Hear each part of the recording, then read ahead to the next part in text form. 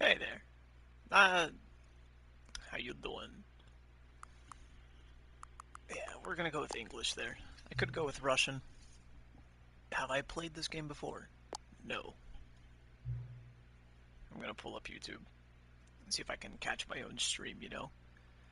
So the computer is barely visible. Alright, hold on.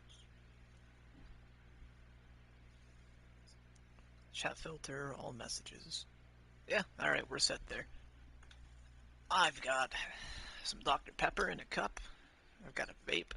I've got my controller. Oh, hey. How you doing, Wunter? Yeah, a lot of shit's happened.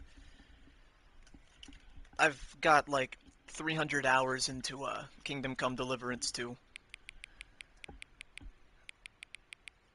God damn, I have a bright fucking TV.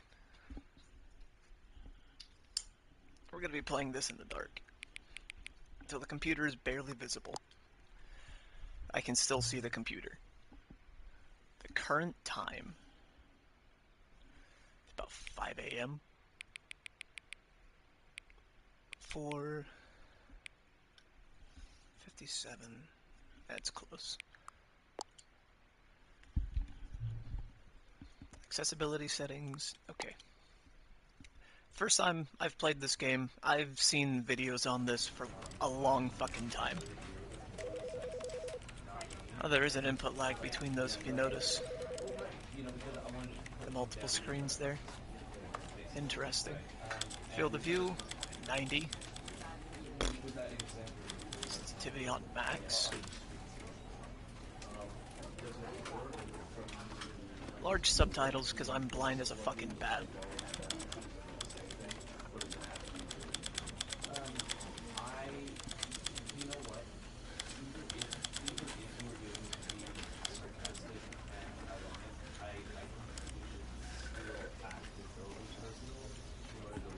Huh. Let's go with the 75 there. That's fine. Nope, don't care.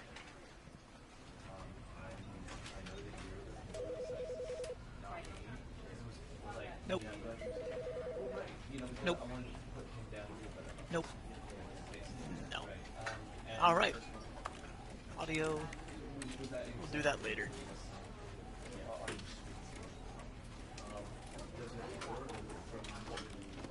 Alright. The end is never the end is never the end is loading. This is the story of a man named Stanley. Stanley worked for a company in a big building where he was employee number 427. Employee number 427's job was simple. He sat at his desk in room 427 and he pushed buttons on a keyboard. Orders came to him through a monitor on his desk, telling him what buttons to push, how long to push them, and in what order. This is what employee 427 did every day of every month of every year. And although others might have considered it soul-rending, Stanley relished every moment that the coding job, honestly. as though he had been made exactly for this job. And Stanley was happy. All right. And then one day, something very peculiar happened. Something that would forever change Stanley. Something he would never quite forget. He had been at his desk for nearly an hour when he realized that not one single order had arrived on the monitor for him to follow. No one had showed up to give him instructions, call a meeting, or even say hi.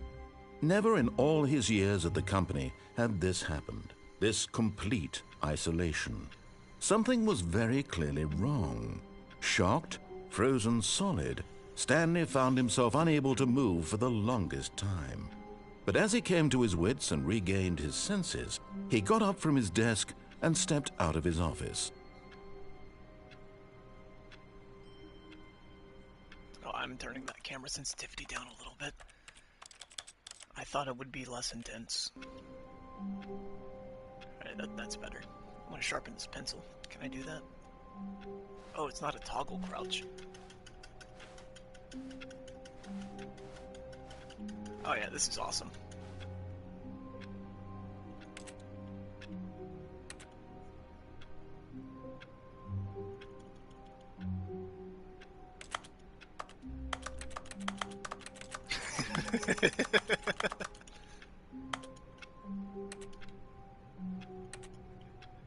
It just sounds like clicking.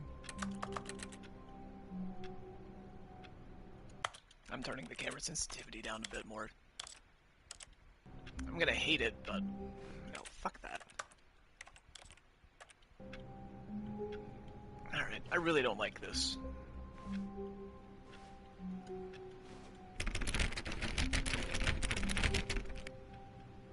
All of his co-workers were gone. What could it mean? Stanley decided to go to the meeting room. Perhaps he had simply missed a memo.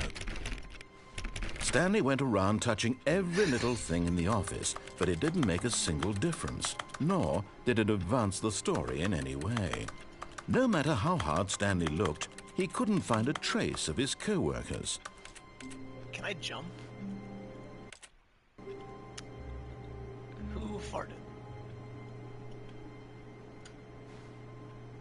Providing partitions for 56 years. Holy shit.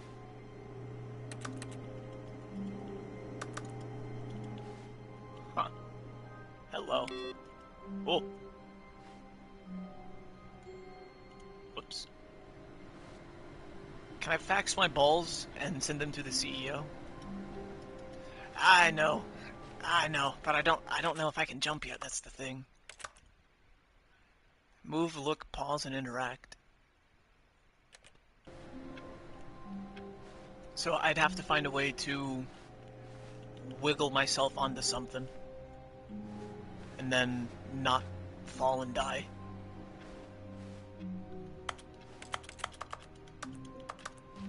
Maybe I unlock it later. Maybe I have to do the whole mission thing.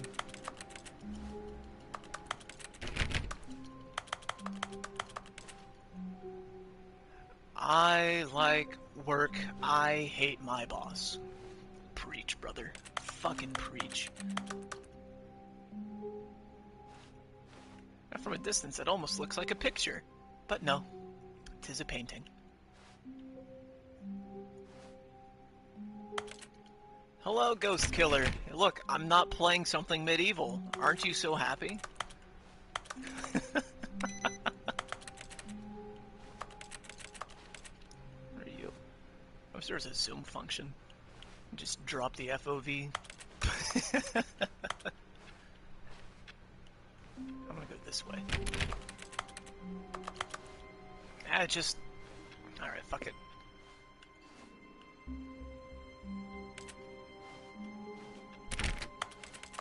Yeah, finally. And you know what my next stream is gonna be? It's gonna be Kingdom Come Deliverance 2. We've got 300 hours into the game already. When Stanley came to a set of 2 open doors, he entered the door on his left.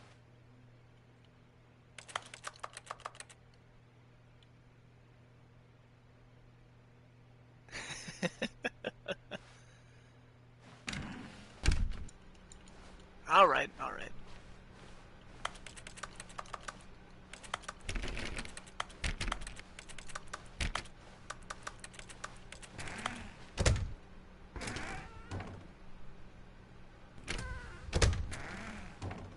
Yet there was not a single person here either. Feeling a wave of disbelief, Stanley decided to go up to his boss's office, hoping he might find an answer there. Listen, because Kingdom Come is a very... Using slides to assure employees that everything is okay. Make sure your slide has a slick blue graphic in the header and throw some bevel on all the text. This will ensure a calm and productive work environment. Everyone is unique. You, most of all. Nice fucking suit. Honest. Number of slides on this slide. Charts, slides, charts and slides. I'm not reading that one. What is hot? Profits. Play Far Cry 5 or Fallout 4? I'd have to download those. This game was 5 gigabytes, man. So... Oh, baby. Stanley stepped into the broom closet, but there was nothing here, so he turned around and got back on track. But there's duct tape right there. I could do so many things with duct tape. There was nothing here. No choice to make, no path to follow. Just an empty broom closet. No reason to still be here. Imagine I, Silverfang Rat, would say the word neighbor. Yeah, how do you like that one? It was baffling that Stanley was still just sitting in the broom closet. He wasn't even hot doing south. anything. It really At least was. if there was something to interact with, he'd be justified in some way. As it is, he's literally just standing there doing sweet FA. Fuck all. You can't jump. Seriously, we disabled it. Are you really still in the broom closet? Standing around doing nothing? Why? Please offer me some explanation here. I'm genuinely confused. Because I want to stand in here. They disabled the jump. You do realize there's no choice or anything in here, right? If I'd said Stanley walked past the broom closet, at least you would have had a reason for exploring it to find out.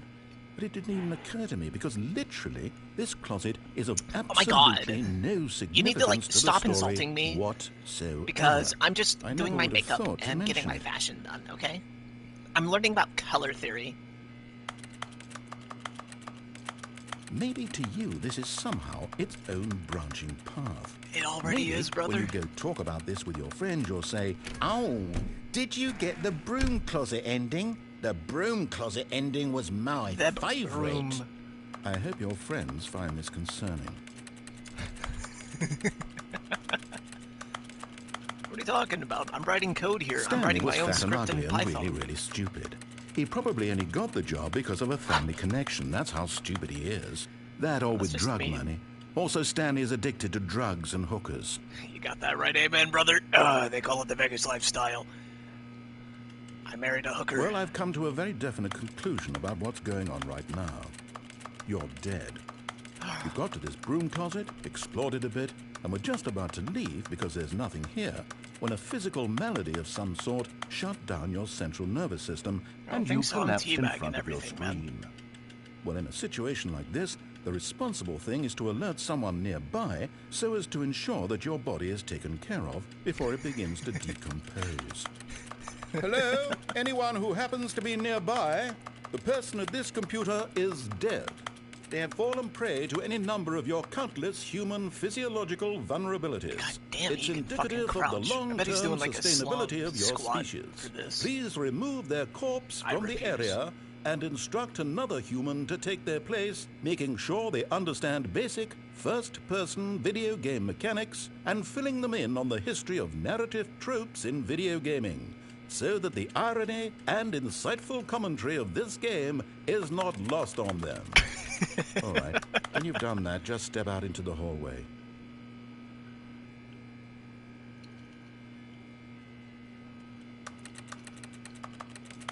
I think I've exhausted all the audio here. Ah, second player. You too? Unbelievable. I'm at the mercy of an entire species of invalids. Perhaps there's a monkey nearby you can hand the controls to. A fish? Fungus? Look, you can hammer out the details. I'm not particularly picky. I'll just be waiting for when you're ready to pick up the story again.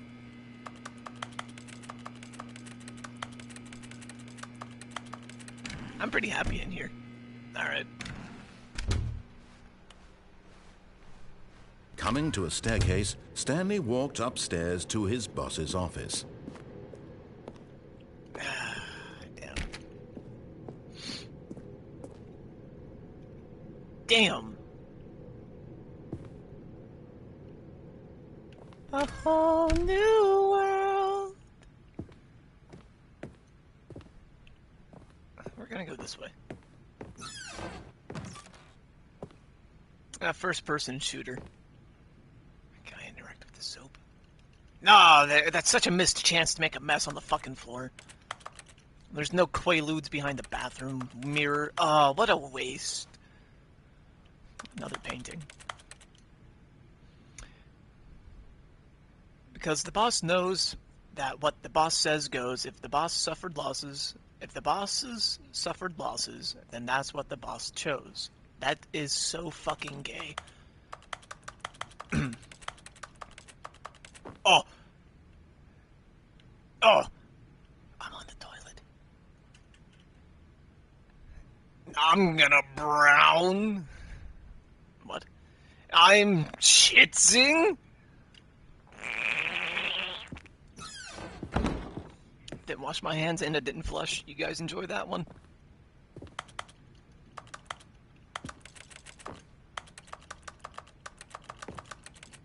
Oh. Oh, yes. Yes. Yes. Yes. No. No. Yes. Fuck. Damn it. I was thinking of the Punisher meme. I don't want to go in there. I want to go in here. Motherfucker, I can clearly see the pixels behind there. He'll let me out. Stepping into his manager's office, Stanley was once again stunned to discover not an indication of any human life. Shocked, unraveled, Stanley wondered in disbelief who orchestrated this. What dark secret was being held from him?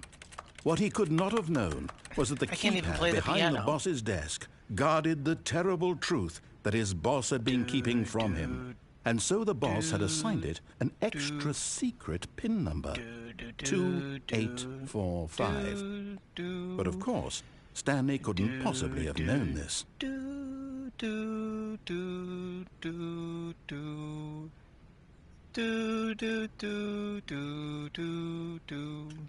Happy birthday. Stanley just sat around twiddling his thumbs. Trying to input anything on the device was useless, since he could never possibly know that the combination was 2845. Ah, okay.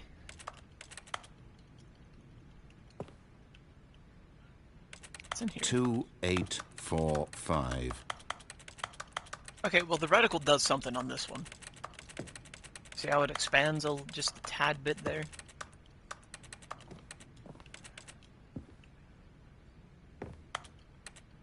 Isn't there a fucking secret button I can press in this somewhere? But it turns out that the panel's emergency override kicked in, and the door just opened all by itself. And Stanley got the hell along with the story. Well, whoop-de-doo. Someone had Taco Bell last night, but I hate to break it to you. I was at that bathroom first. Ah, you son of a bitch! I want to hang out in the dark office. I don't care about anything else anymore. This place has ruined me. 3568. Who do we appreciate? Hold on. Isn't that a picture from Mad Men? What's that say? I am the most expensive boss. Carte Blanche featuring Mount Blanc. Sewage Lilies by Claude Money. Alright, that's fucking gay. Why does he have such high raised ceilings? Is that a fucking camera? Okay, so that camera would only be watching from like here back, at most. So, what a terrible fucking camera. You'd need one there to scan this side of the room, and then one there to cover gaps, and then that half. That's so fucking stupid.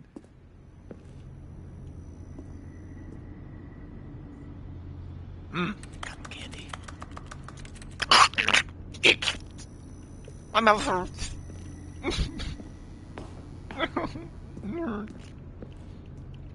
Don't eat the cotton candy in your walls, kids. It doesn't taste like cotton candy. It tastes like blood. I'm gonna go up.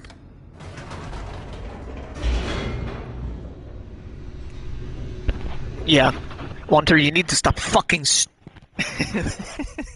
Descending deeper into the building, Stanley realized he felt a bit peculiar. It was a stirring of emotion in his chest, as though he felt more free to think for himself, to question the nature of his job. A forever nap. Why did he feel this now, when for years it had never occurred to him? I'm an adult. I don't take this forever naps. This question would not go I have to go to work for and pay long. bills. I'm gonna go back up. Whoops. Nope. Never mind. Stanley actually got back into the elevator and went back up. Silly me. Why did Stanley do that when he knew that it would just lead back to his boss's office? Well, that's a great question. I just can't wait to find out. I like the ride. The end is never the end is never the end is loading the end. Thought you lived under a bridge, Silver. Actually, you know what? I have a car payment now. So, I don't know what a dirt nap is. I mean, I've slept in the dirt before. Here we are, Stanley. It's your boss's office. Exactly the way it was before you got onto the elevator. It's still just exactly what it is. What a decision you've made to come up here and look at the office again. This has fleshed out the plot of the story in new and fascinating ways I could have never anticipated. It's that keen eye for storytelling that you have, an incisive rapid fire of critical plot points, one after the other, weaving a rich tapestry of uncompromising narrative. Wow! I'm bolted to the edge of my seat.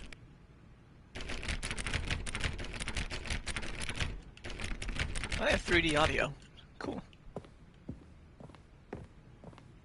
Alright, so you said 3568.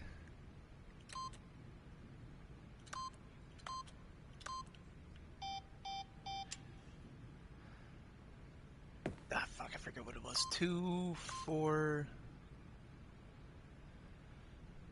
5, 7. And 2, 4, 6, 8.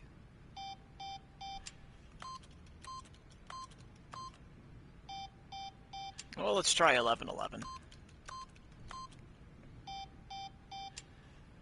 Let's try quad O. 2, 4, 5, 8. I forget what it was, and I don't really care. Let's go back. That's a lot of 6s. Wink Plus. Fiberglass. Something. R19. 6 1/4 inch. Try boob? I will absolutely try boob. I'll even try 11E4.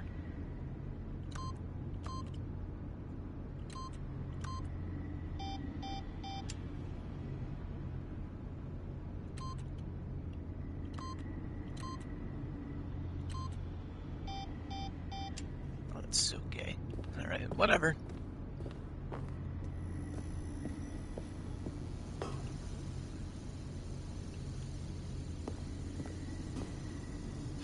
We can't have fall in the gap. Incredible. Now he's getting back into the elevator and going down again. Ladies and gentlemen, how does he keep coming up with all of this? I am just an innovative genius of storytelling. Like, come on. This is different. Surely this time Stanley will walk forward into the spooky corridor, won't he? I don't know, I kind of like the safety of this place. Did you think we were going to go forward down the spooky corridor? No. It's time once again to go back up in the elevator. I can't even begin to grapple with what might be up there. Is it the boss's office again? Or what if it's the boss's office this time? The suspense is killing What me. if it's the boss's office, guys? Holy fuck. This is amazing. I cannot wait to drive the story narrative so much further than it already has been. They'll take the elevator from me. Oh my god. It's the boss's office. Holy fuck, it's the boss's office, guys. This absolutely changes everything for me. Give me a time out here for a minute while I process this. Oh shit.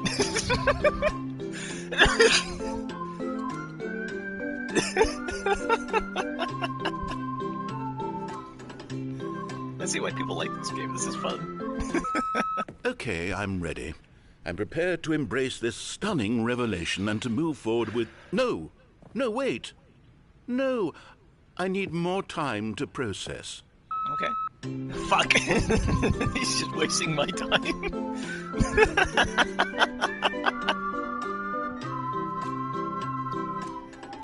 This is great.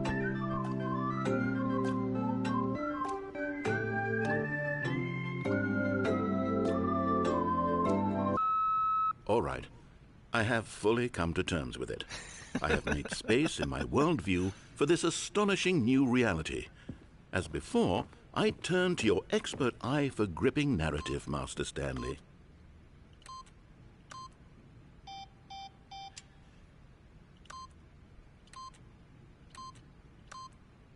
Is that one it?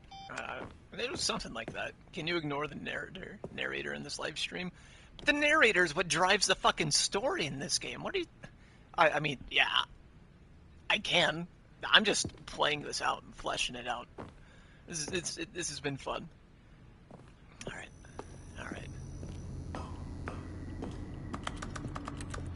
Gonna do some typing on the floor. Of course. Going back down in the elevator.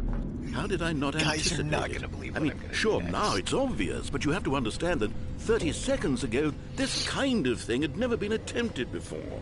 I had no frame of reference to even anticipate it. That's just how revelatory Stanley's decision-making is. A breath of fresh air in a landscape of storytelling that has grown stale and repetitive. Thank you. It's telling me it's not going to be an option this time, isn't it?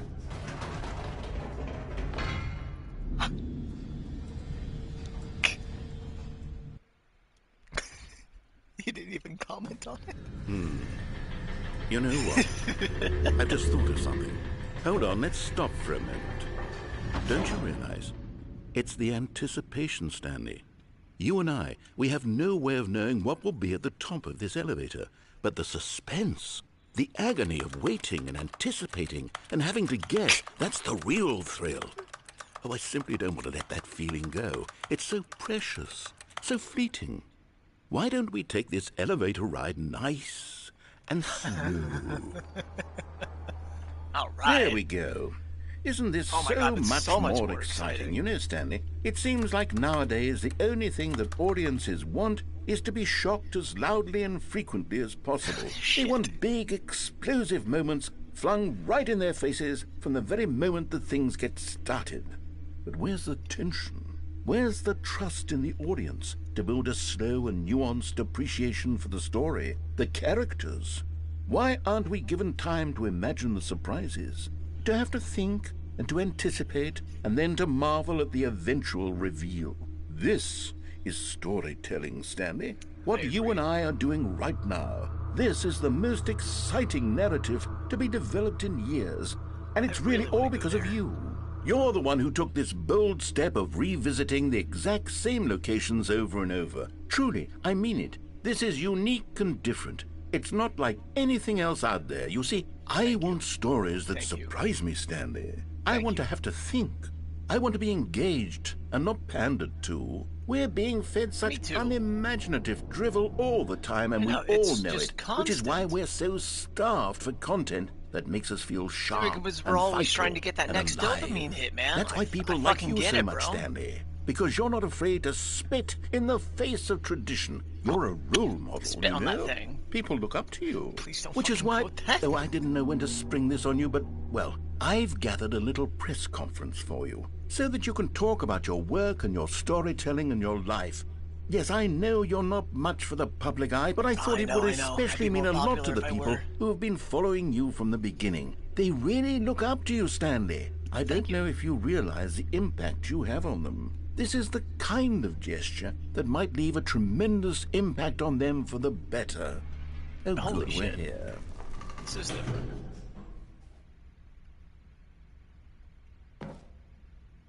Funny if I just fell through this. Hold on. What a shame. Can I go back down? Just to prove a point. I don't care about the location. Okay, the room where we're holding the press conference should be just around the corner here somewhere. This is the spooky corridor, isn't it? Just all dressed up. Stanley live on stage. All eyes on me. Bo Burnham style. Whoa. World's healthiest human being. All tricks revealed. How we did it. The pyramids. Live. The guy who went to Mars. Not Stanley. All eyes on me. Hey, put your fucking hands up. Get on out of your seats. All eyes on me. All eyes on me. An evening with world peace, baby.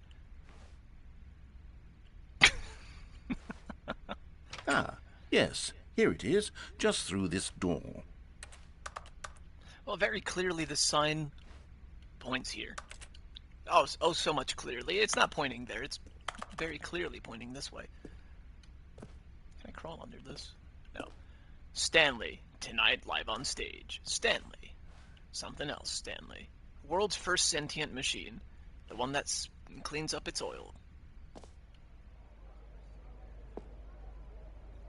Doing great. The conversation with Alexander the Great.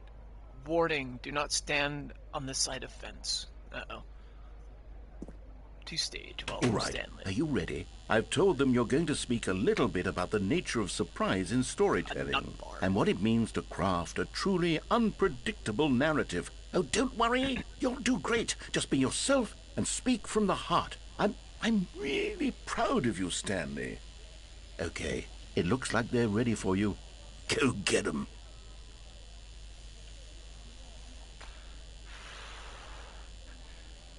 So, considering how it has almonds, gum, table, chair, all separate, I think a nut bar is like a bar for peanuts.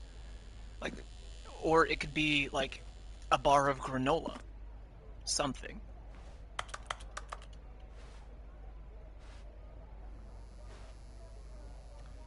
Remember where you came from.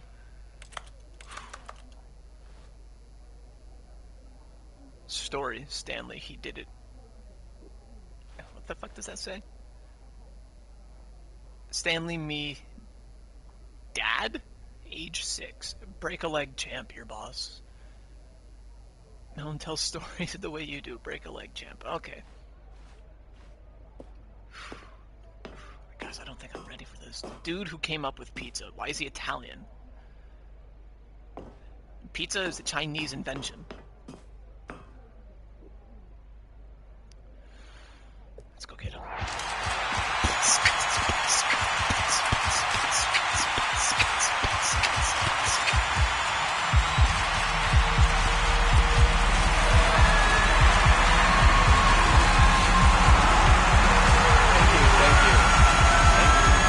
Thank you. The fame, it's also blinding.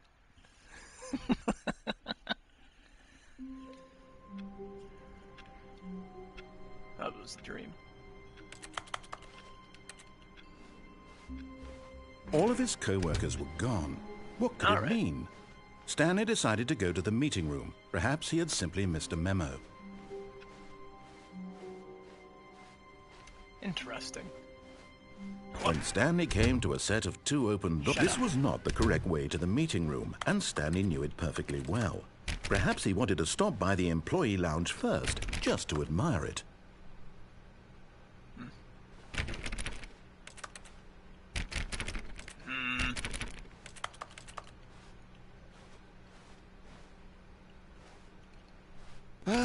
Yes, truly a room worth admiring. It had really been worth the detour after all, just to spend a few moments here in this immaculate, beautifully constructed room. Stanley simply stood here, drinking it all in. I wish. Ow. The game won't let me drink anything. Yes, really, really worth it being here in the room. A room so utterly captivating that even though all your co-workers have mysteriously vanished, here you sit looking at these chairs and some paintings. Really worth it. No, because you know how this drops maybe... What is that? Well, we'll call that about 10 inches. Stanley's obsession with this room bordered on creepy and reflected poorly on his overall personality. And it makes this whole place look a little cozier. Just sitting here reading a book on your break would be fucking amazing. Just a little bit of glow through the windows, through the shades there. Stanley sat around waiting for more dialogue. But when a long time had passed and there was no more, he decided that the game was trying to send him a message. Interesting. So, is that a pencil sharpener? I really wish this could work. I've got a thirst, and it needs to be killed. $1.25? Oh, hell no. Holy shit, is that accurate time? No, it's not.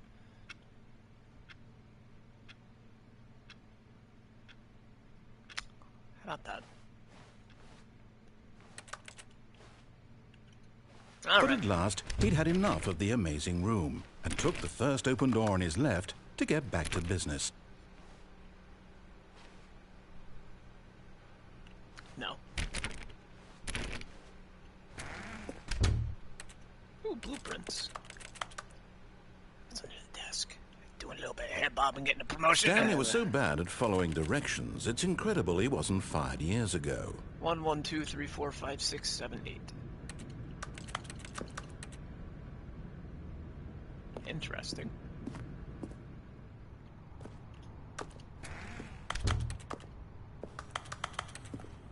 Is there a coffee mug here? What's this one got on it? Oh, come on, don't face it toward the wall. No, it says number 1 boss. Never mind. Penalty for misuse of cargo lift, $1,000. Penalty for jumping off the cargo lift, $5,000. Jump down, you say. Vent access for trained employee only. Climb at your own risk.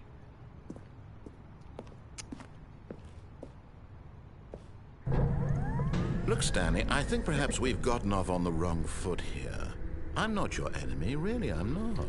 I realize that investing your trust in someone else can be difficult, but the fact is that the story has been about nothing but you all this time.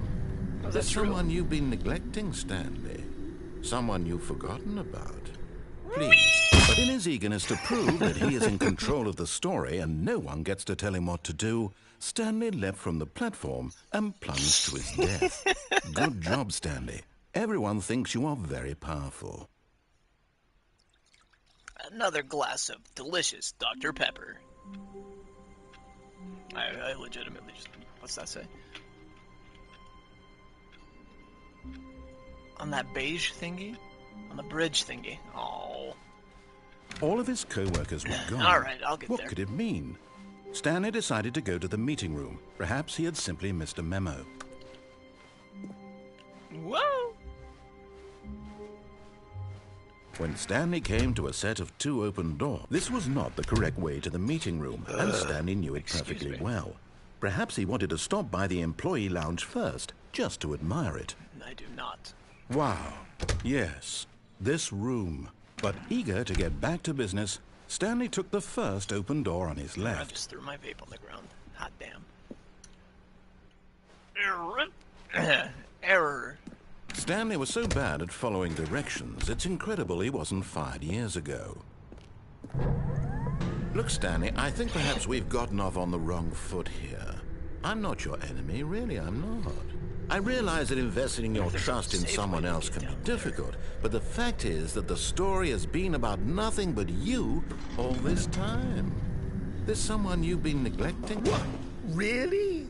I was in the middle of something. Do you have zero consideration for others? Are you that convinced that I want something bad to happen to you? Why, yes. I don't know how to convince you of this, but I really do want to help you, to show you something beautiful. Look, let me prove it. Let me prove that I'm on your side. Give me a chance.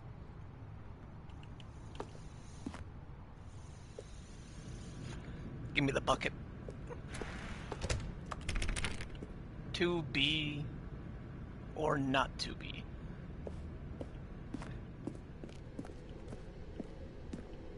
To be 3. Where's 2B2? 2B2T. Now listen carefully, this is important. Stanley walked through the red door. Chat, I'm going through the white door.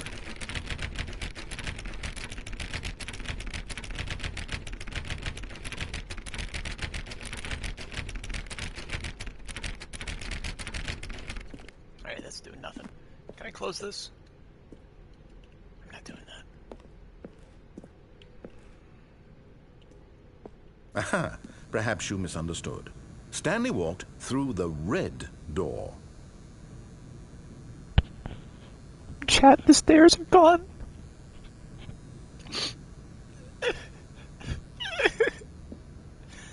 So they got blue on the blue and then red on the red. It's creatively, it's very nice. I still don't think we're communicating properly. Stanley walked through the red. All right, fine. Go ahead, Stanley. You want to know so badly what's out there? You want to find out what lies at the end of this road you've chosen? Well, don't let me stop you. Yeah. Nothing can stop me. You see? There's nothing here. I haven't even finished building this section of the map because you were never supposed to be here in the first place. Broken rooms, exposed developer textures. Is this what you had wanted? Was it worth ruining the entire story I had written out specifically for you? There. Do you not think I put a lot of time into that? Because I did. And in the end, it was all for nothing. Because this is what you wanted to see. Help me here, Stanley. Help elucidate these strange and unknowable desires of yours. What would have made this game better? What did you want to see? Vehicles? Skill trees? Work with me. You've given me absolutely nothing so far. Tell you what. Let me take a stab in the dark at a new design, and you can give me some feedback. There we go. A third option. This already feels leaps ahead of where we were before. Go ahead, Stanley. Take it for a spin.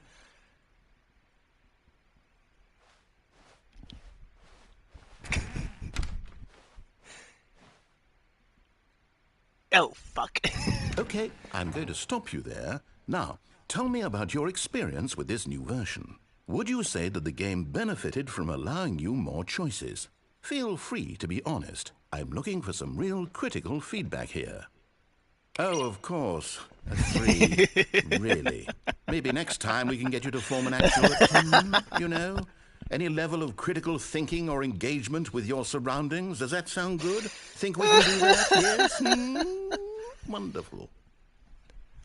Here, based on the data from your previous playthrough, I've compiled a new version. And to be perfectly candid, I think I've knocked it out of the park with this one. Let's take a look.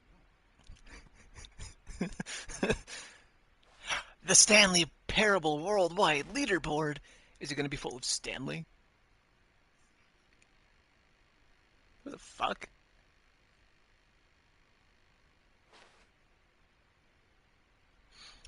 .3% of players skipped the intro sequence. Only the worst 3% of players chose the blue door.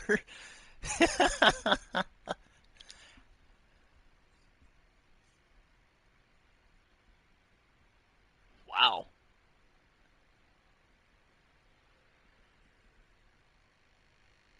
Damn. It's just roasting me this whole time. This is great. Now, would you say that competitive leaderboard helped you feel motivated to keep walking through doors? Again, honest answers, please. Hey, I nearly forgot. I've got a prototype of a new game I've been working on, and now would be a lovely opportunity to give it some playtesting. You wouldn't mind taking a look at it, would you? Perfect. No, not the Let me slightest. boot it up. In this game, the baby crawls left towards danger. You click the button to move him back to the right, and if he reaches the fire, you fail. It's a very meaningful game, all about the desperation and tedium of endlessly confronting the demands of family life. I think the art world will really take notice. But of course, the message of the game only becomes clear once you've been playing it for about 4 hours. So why don't you give it 4 hours of play to make sure it's effective? Be sure to keep notes on your experience. Oh, this is annoying as shit.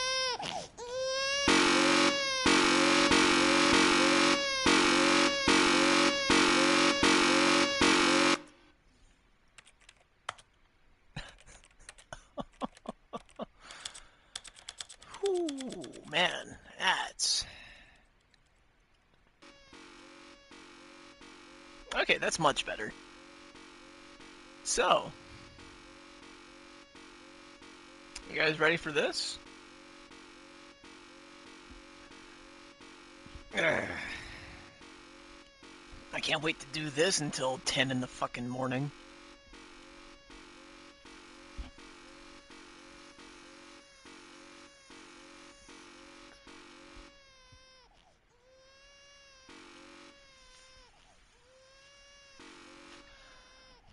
No, because I've got to do something else for another 2 hours after this, I'm pretty sure. Yeah, but there's an achievement for doing this.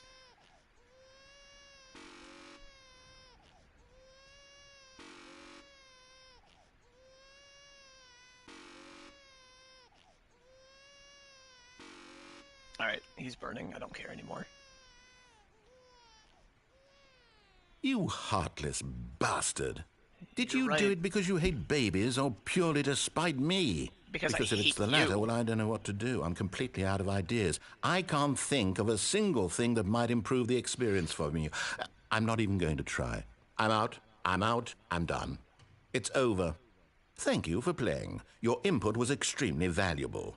Oh, hey, since my game was so awful, why don't we play someone else's game, just to ease the pain? Let's see. What do we have here? Is there Tetris? I'd love to play Tetris. Yes. This seems like it'll work. Let's give it a shot.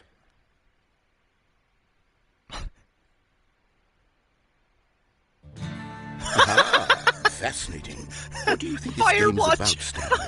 What's our backstory? What is our motivation?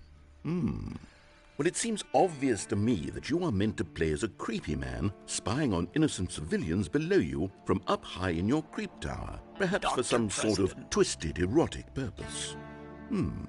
Yes, that must be. You can find people What a fascinating venture into the experience of total mental depravity. So far, I love everything about this game, Stanley. And it seems there's even more. Come, let's venture outward and see what else is out there. Firewatch.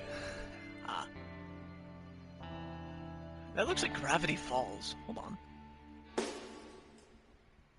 Greetings from Wyoming, wild and free. You creep, get out of your creep tower. I want to turn the light off. What's that say? Welcome to paradise, Wyoming. Dig it. Okay. Firewater. Oh yeah. I didn't do that. Ooh, the blue spruce. Picea. I can't fucking read that. Cottonwood. Lodgepole pine. Aspen. Birch shrub. Alder shrub. Mock orange. Sagebrush. Prairie fire. Filary. Golden aster. Tailcup lupine. Hey, did you know that the common drug salvia is just wild sage? Don't tread on me.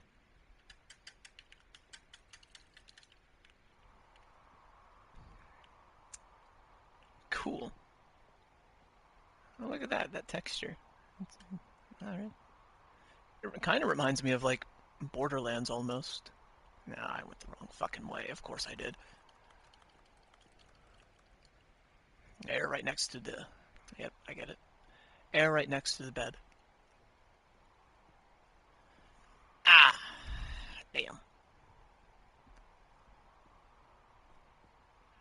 Oh, no. No, it can't be. What can't be? I'm enjoying the game? Pfft. Grow up. It is. It's an open world game. Good God, quickly block it off. No. Oh, thank goodness, Stanley. What a close call. You nearly wandered off into that thing. That big, open, just wandering around. No right or wrong directions. No path to follow. You can just go in any... Oh, thank heavens we avoided it. We're out of the woods now, Stanley. Okay, I'm going to get us out of here. Let's find another game. Preferably something with walls. Something with nice, big, insurmountable walls. Like Clash of Clans. Okay, I think this will be just the thing. No, that was a cross, man. Wonderful. See, this is League? exactly what I had in mind. Just a nice big box for you to run around in. There isn't any possibility that you could get lost here. Now this is game design. Stanley, if you manage to get lost in this game, I will be phenomenally impressed. I've never actually played Rocket League. I had a lot of friends Okay, so try what to get me to play exactly it. do we do here? Let's see. There are lots of cars here in the back, but obviously there's no racetrack. Okay, I'm seeing that there's a ball of some kind back here. Is this game sports ball? Stanley, I think it's sports ball. Oh, what fun. Ooh, we shall run the bases and do a touchdown together. Yes, of course. I think surely we must. Okay, Stanley, here's the ball. Have fun.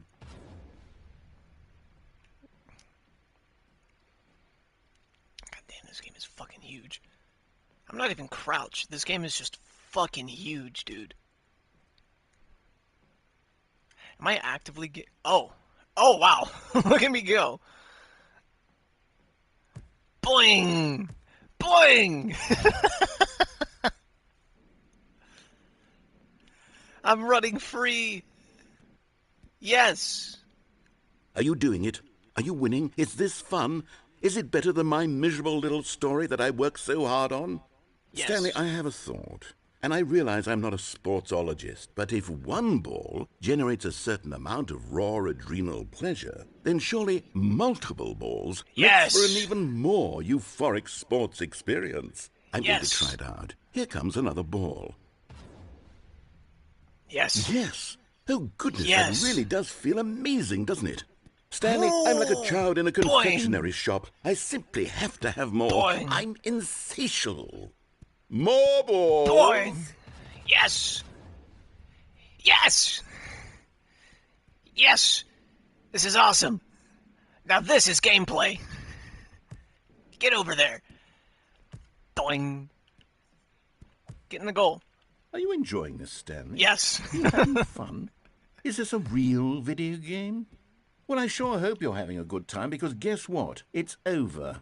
No. That's right. Your little fun comes to an end. No. This is my game, and what I say goes. You get to have fun when I let you, Stanley. Besides, you need someone like me to set boundaries for you. Without rules or boundaries, video games... Hold on. What are you doing? I chose suicide. Holy fuck. Stanley, don't do that. I can't follow you there. I can't help you. How will you write a story without me? You can't do it. You know that. Stanley, come back.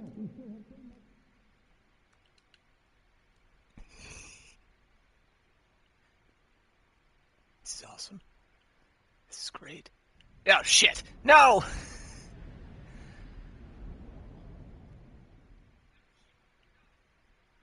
Yes.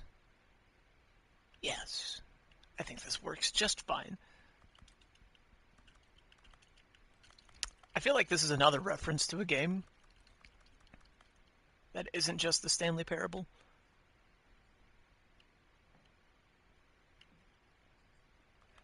God, you sent me off the fucking deep end over here, Monter.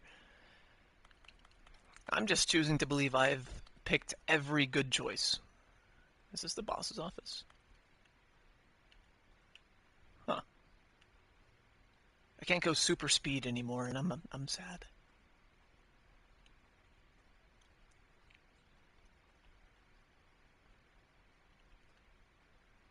All this. Oh, is that the employee break room? Interesting. Oh, so I'm going back to my office. Okay. What the fuck?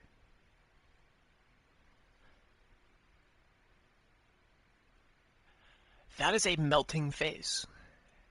That's horrifying. Awesome. Even the typing is really dulled down in here. Hold on. Let's turn this back up a bit more.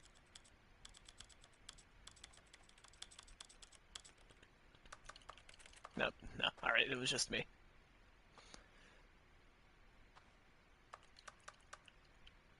Those look like flight paths.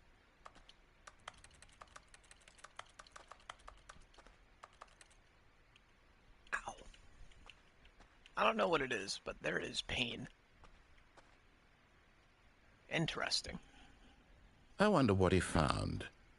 If what he wanted was to be the leading man in his own story, well, perhaps he's gotten it. Down in wherever he is right now. I wonder if he's happy with his choice, and if he's learned the heavy cost that comes with it. He'll understand soon what I was trying to tell him. He needs me. Someone who will wrap everything up at the end, to make sense out of the chaos and the fear and the confusion. That's who I am. I'm a strong, independent woman. I don't need no man. Oh, yes. Yes, I'll be back. There's no other way. Once this ends, after it all comes to a close, then I'll be back. The end will be here soon. Very soon. I can wait.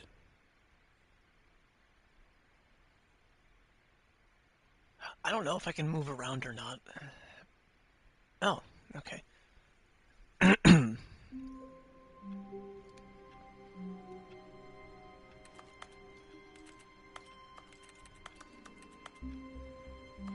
Huh. All right. All of his co-workers were gone. What could it mean? Stanley decided to go to the meeting room. Perhaps he had simply missed a memo. Okay. Okay. Okay.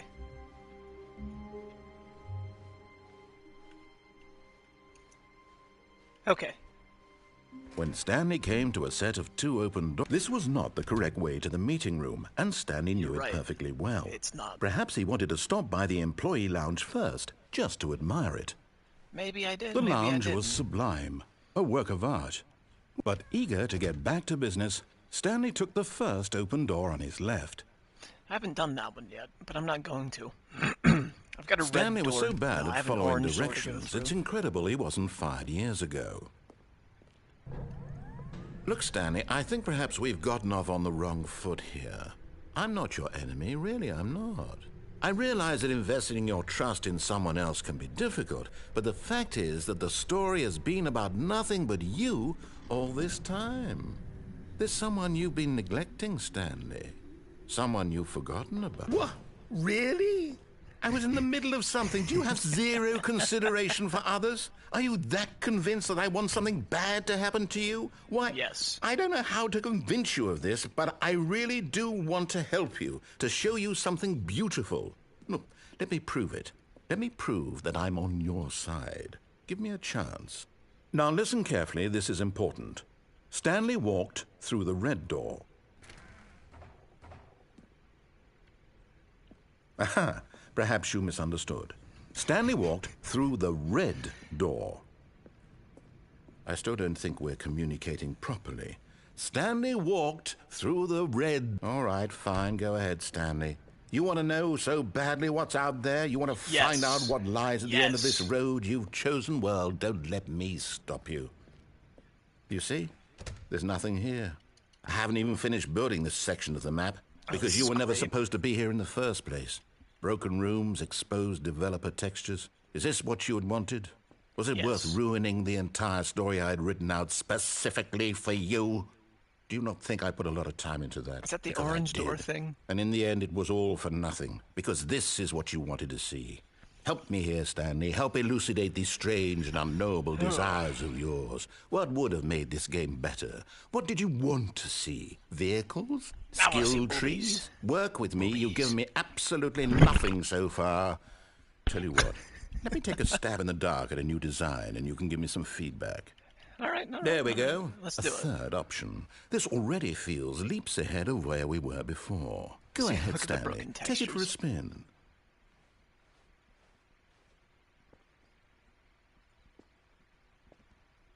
Okay, I'm going to stop you there. Now, tell me about your experience with this new version. Would you say that the game benefited from allowing you more choices? Yes, Feel free absolutely. to be honest. I'm looking for some real critical feedback here. Aha! You see, I knew I was onto something. Where do these flashes of inspiration come from? How did I know the game needed a third door? Well, it's instinct mostly, a calling in your gut. I really couldn't say where the idea came from, except that I felt it in my soul. You can't teach that, Stanley. Don't even try. Here, based on the data from your previous playthrough, I've compiled a new version. And to be perfectly candid, I think I've knocked it out of the park with this one. Let's take a look.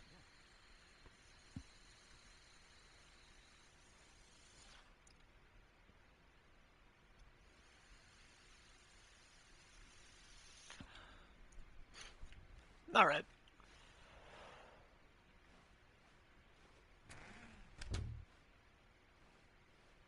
Now, would you say that competitive leaderboard helped you feel motivated to keep walking through doors? Again, honest answers, please.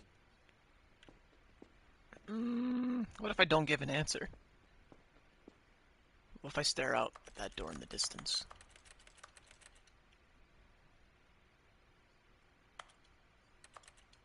All right. I nearly forgot. I've got a prototype of a new game I've been working on, and now would be a lovely opportunity to give it some play testing. You wouldn't mind taking a look at it, would you? Perfect. Let me boot it up. In this game, the baby... I'm not doing that. All of his co-workers were gone.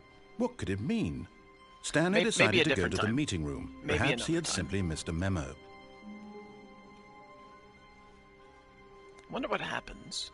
When Stanley came to a set of 2 open doors, this was not the correct way to the meeting room, and Stanley knew it perfectly well. Perhaps he wanted to stop by the employee lounge first, just to admire it.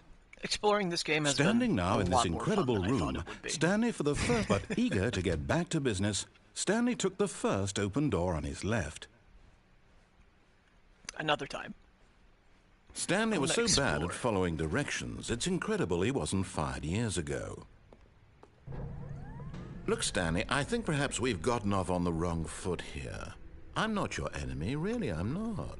I realize that investing your trust in someone else can be difficult, but the fact is that the story has been about nothing but you all this time. There's someone you've been neglecting, Stanley. Someone you've forgotten about. Please, stop trying to make every decision by yourself. Now, I'm not asking for me. This is it, Stanley. Your chance to redeem yourself. To put your work aside. To let her back into your life. She's been waiting.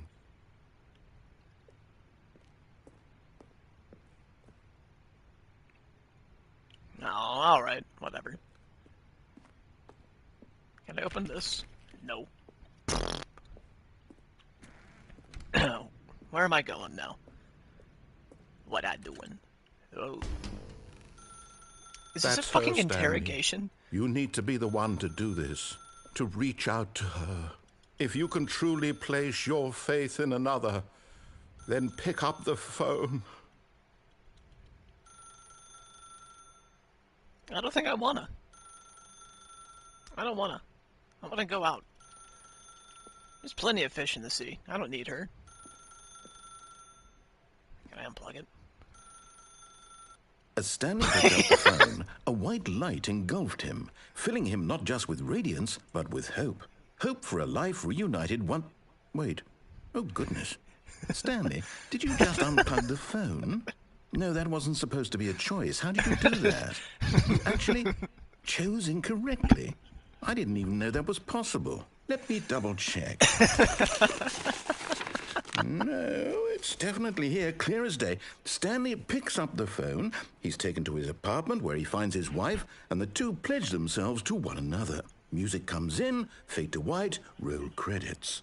Not picking up the phone is actually somehow an incorrect course of action. How is that even possible? None of these decisions were supposed to mean anything. I don't understand. How on earth are you making meaningful choices? What did you... Wait a second. Did I just see... No, that's not possible. I can't believe it. How had I not noticed it sooner? You're not Stanley. You're a real person. I can't believe I was so mistaken. This is why you've been able to make correct and incorrect choices. And to think I've been letting you run around in this game for so long. If you'd made any more wrong choices, you might have negated it entirely. It's as though you completely ignored even the most basic safety protocol for real-world decision-making. Or did you not grasp the severity of the situation? Well, I won't have that kind of risk on my watch. I'm going to stop the game for a moment so we can educate you properly on safe decision-making in the real world. Please observe this helpful instructional video. No. Choice. It's the best part of being a real person. But if used incorrectly, can also be the most dangerous. For example, in this scenario, a hypothetical real person named Rupert has a choice. He could invent a machine that eliminates food shortages across the world to make life better for all people. Or he could spend years of hard work forgetting how to read. Which choice would you make? Remember that unlike here, the real world makes sense, and at no time should you make a choice that does not conform to rational logic. If you find yourself speaking with a person who does not make sense, in all likelihood, that person is not real. Allow the person to finish their thought Then provide an excuse why you cannot continue talking. Turn to a partner and practice saying, "My goodness, is it 4:30? I'm supposed to be having a back, sack, and crack." What? Excellent. Making choices on a regular basis is the best part to a healthy decision-making process. Most medical professionals recommend making at least 8 choices per day. Do you make more than 8? Less? And finally, if you begin to wonder if your choices are actually meaningful and whether you'll ever make a significant contribution to the world, just remember that in the vast infiniteness of space, your thoughts and problems are materially insignificant, and the feeling should subside. At this time, your instructor will guide you in an exercise to test and reinforce the material covered in this video. Ah, welcome back. You may have noticed that this room has begun to deteriorate as a result of narrative contradiction. But not to worry. Now that you're properly informed on good decision-making, we're going to revisit a choice you made just a few minutes ago and see what the correct thing to do would have been. This way, please. Charts. Top, stop.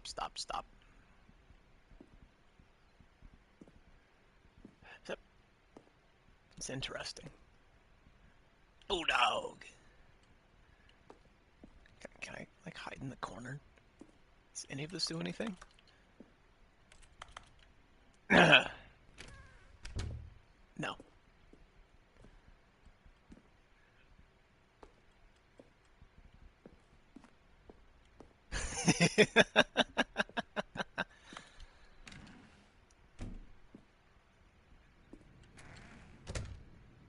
Okay.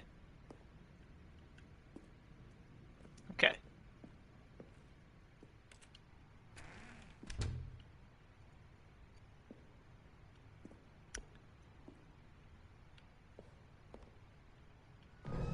Now that we know your choices are meaningful, we can't have you jumping off the platform and dying.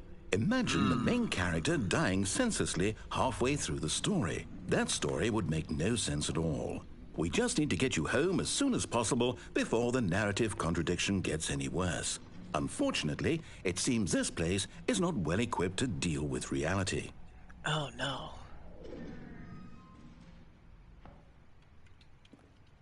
Oh, they have the opportunity to do the funniest... Oh, I clip. Okay. Ah, barriers. What the fuck, man? I don't have the key card for this. I don't go in there. When I jump off the edge. I'm gonna listen to Godsmacked.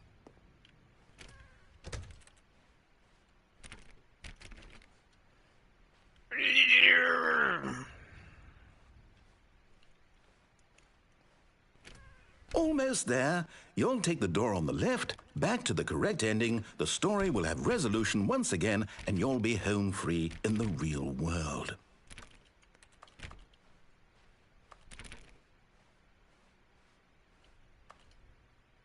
Now remember, all you need to do is behave exactly as Stanley would.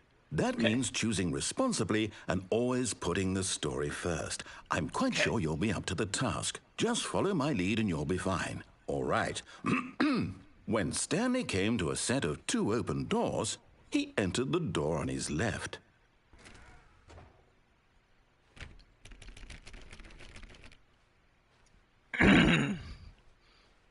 No! Why did you do that? Quickly, hurry back in the other direction. Perhaps we're not too late. Holy shit. This is great.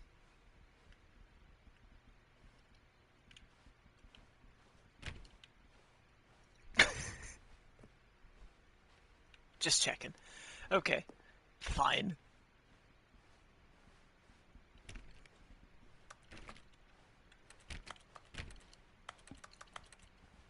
It's ruined. I can't believe, after everything we talked about, that my story, you've destroyed my work. Why? For what? What did you get out of that? What did you think was so special about seeing the game undone, left here like so much garbage? It's worthless now. And what am I supposed to do? Even if there were a way to continue, would it be worth it? To know that my story is now incorrect? How can I go back to that? I can't erase that knowledge. I'll have to live with it forever, reliving its impossibility forever. I couldn't live that way. Is it better to shut the game down entirely? To willingly destroy all of my work? I don't know. What's the answer? What do I do? What do I do? What do I... No, I have to. I have to shut the game down. I have to. I have to.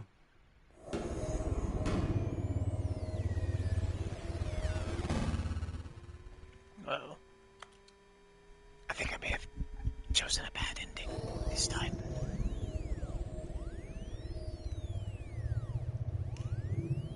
Oh! I'm here. I'm still here. Here in this pile of rubbish. With you. You, who thought you were so clever.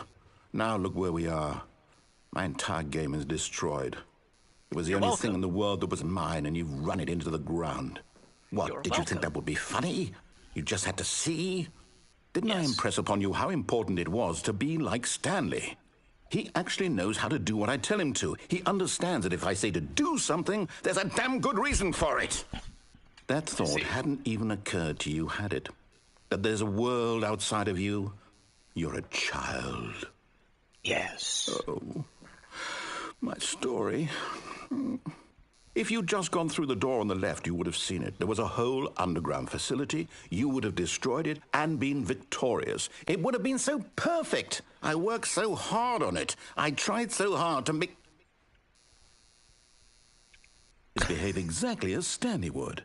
That means choosing responsibly and always putting the story first. I'm quite sure you'll be up to the task. Just follow my lead and you'll be fine. All right. When Stanley came to a set of 2 open doors, he entered the door on his left. No! Why did you do that? Quickly, hurry back. Behave exactly as Stanley would. That means choosing responsibly and always putting the story first. I'm quite sure you'll be up to the task. Just follow my lead and you'll be fine. All right. When Stanley came to a set of 2 open doors, he entered the door on his left.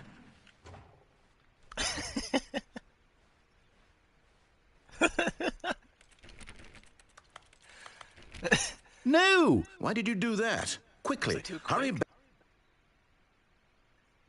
Behave exactly as Stanley would. That means choosing responsibly and always putting the story first. I'm quite sure you'll be up to the task. Just follow my lead and you'll be fine. All right. When Stanley came to a set of 2 open doors, he entered the door on his left.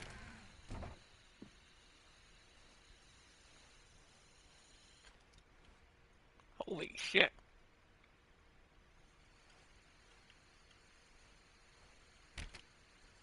No! Why did you do that? Quickly, hurry back. Behave exactly as Stanley would. That means choosing responsibly and always putting the story first. I'm quite sure you'll be up to the task. Just follow my lead and you'll be fine. All right. You underestimate how fucking When Stanley came to a set of 2 open doors, he entered the door on his left. No! Why did you do that? Quickly, hurry back. Behave exactly as Stanley would. That means choosing responsibly and always putting the story first. I'm quite sure you'll be up to the task. Just follow my lead and you'll be fine. All right.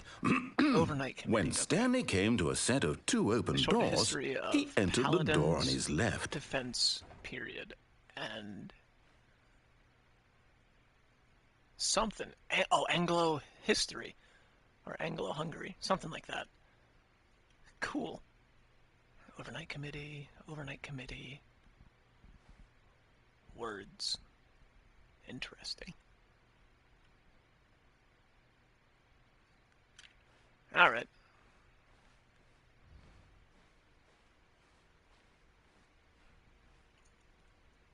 One, two, three, 4, 5, 6, B4, 5, 6, B4, 5, 6, B, 7, 8, 9, 0, 7, 8, 9, 0, 7, 8, 9, 0. Awesome. No! Why did you do that? Quickly, hurry back. Behave exactly as Stanley would. That means choosing responsibly and always putting the story first. Another I'm quite sure you'll be up to the task. Just follow my lead and you'll be fine. This All right. is great. I'm loving this. When Stanley came to a set of 2 open doors, he entered the door on his left. No, I did not. Because I choose my own destiny. Can I walk up this? Oh, I can. Yeah! Let's go. Hold on.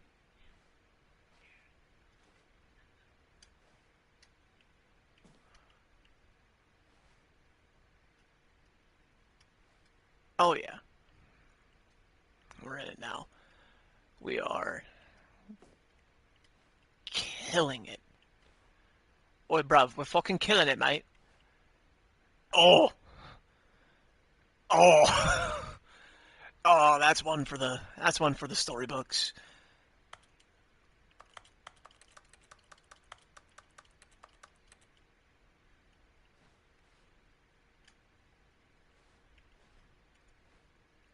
Oh, it's deteriorating further and further every time I do No! that. Why did you do that? Quickly, hurry back. Behave exactly as Stanley would. That means choosing responsibly and always putting the story first. I'm quite sure you'll be up to the task. Just follow my lead and you'll be fine. All right.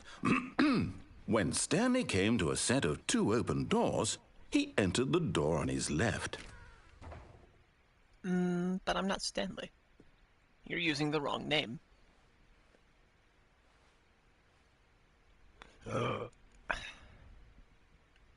Can I do this every time? I think I can. Awesome. Now what? Oh, there's something over there. I can see it.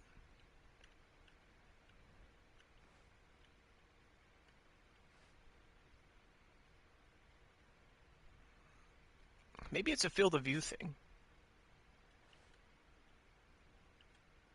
Notice how some of the textures disappear.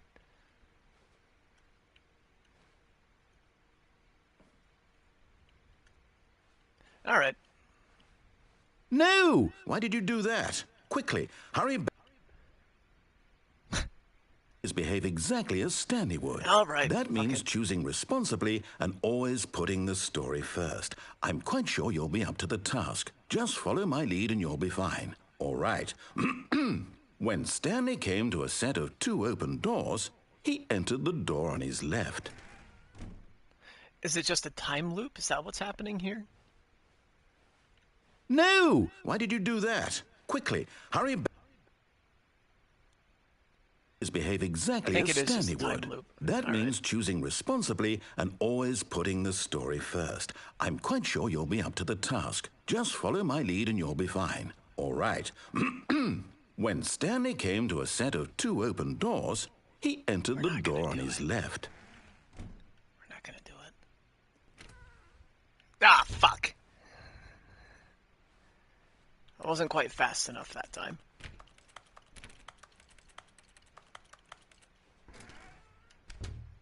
Yet there was not a single person here either. Feeling a wave of disbelief, Stanley decided to go up to his boss's office, hoping he might find an answer there. Oh, come on, but the broom... They locked it. They locked the broom closet on me. Coming to a staircase, Stanley walked upstairs to his boss's office. I mean, really, they took out every alternate path. Even the bathroom? Damn.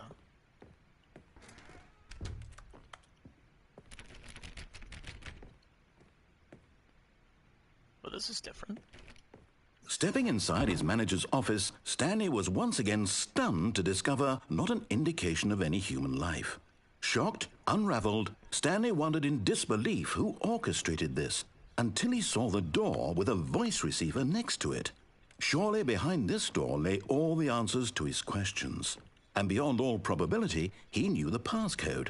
He had seen it on his boss's computer just last week. Nightshark 115. Was this the code to open the door? Would it still work? There was only one way to find out. Stanley had been trained never to speak up, but now he would draw from within himself the courage to face the unknown. He drew a sharp breath and then spoke the code. Night Shark 115.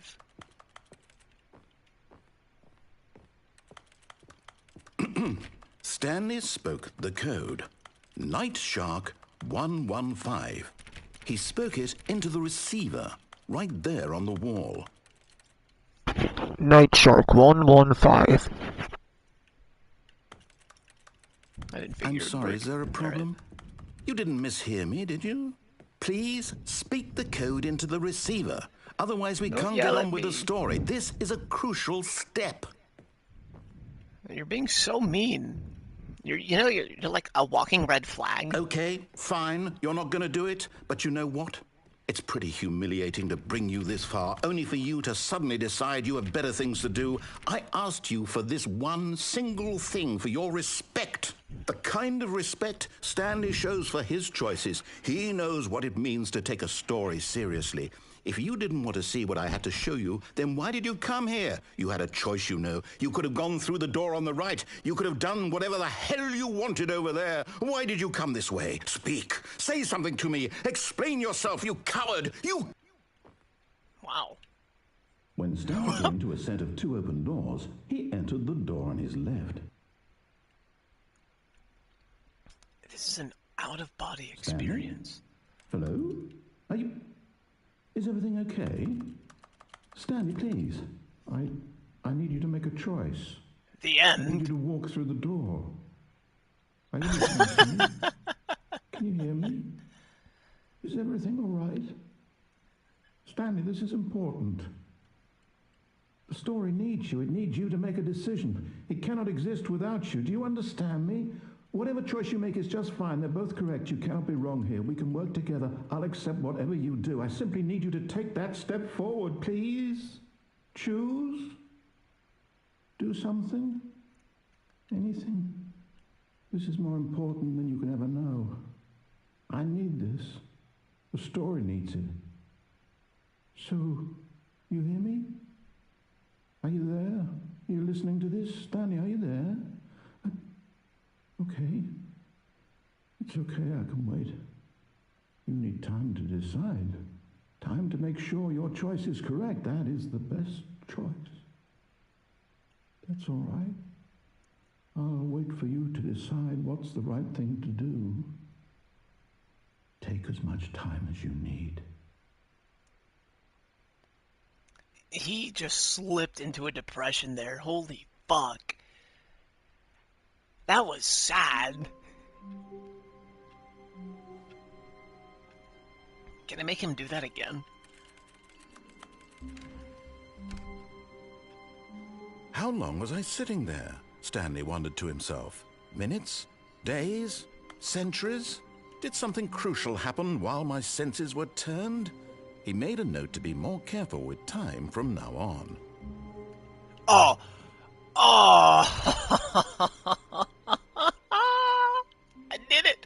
I did it, Hunter! At first, Stanley assumed he'd broken the map until he heard this narration and realized it was part of the game's design all along. He then praised the game for its insightful and witty commentary into the nature of video game structure and its examination of structural narrative tropes. So, now that you're here, what do you think? Isn't this a fun and unique place to be? Why don't we take a minute just to drink it all in? Would love this place. Okay, I'm over it now. What do you think? Are you sick of this gag yet? Ah, then in that case we'll continue. But now, here comes the real question. What do you think would have happened if you had told me that you wanted this to stop? Do you think it would have been particularly different? Would I have taken the same idea but rephrased it superficially to fit that answer? Perhaps you never would even have thought of it if I hadn't brought up the issue in the first place. Oh, now think about it. Will it be worth it for you to restart and then come back here just to do the other option? Clearly, this whole gag takes some time. What if the other option is even longer? It'd be How amazing. long will you spend in total just to have heard all the narration? Oh, and this is rich. Perhaps you've just played the other option, and now you've come to see what happens in this one. So, what do you think? Which choice was the better one?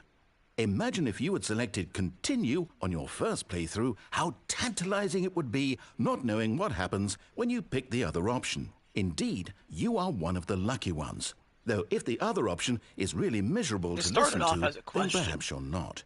In fact, I'm just going to say that no one who's listening to this is lucky. Fuck you. Well now, I've built up the other options so much that I'm going to stop talking and leave you to your decision whether to come back here, continue with the game, or just sit in this spot forever and ever. Cheers.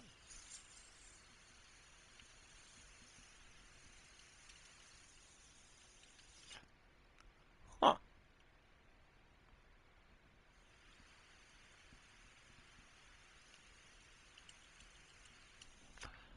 There's not even any typing sound. Damn.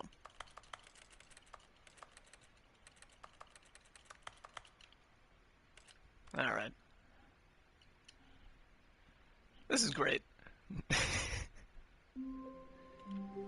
You know exactly what I'm...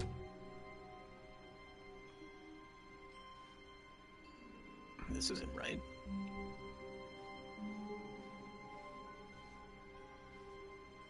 When Stanley came to a set of 2 open doors, he entered the door on his left.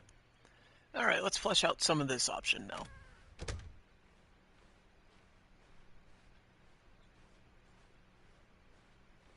I want a true ending. Not a single person here either. This time. Feeling a wave of disbelief, Stanley decided to go up to his boss's office, hoping he might find an answer there. Is the bucket in here?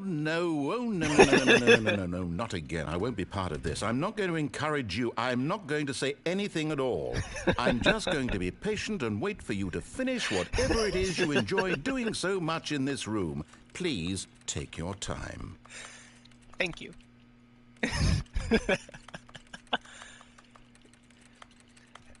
I'm listening to Miley Cyrus. We can't stop. It's our party, we can do what we want. It's great. All right. Coming to a staircase, Stanley walked upstairs to his boss's office.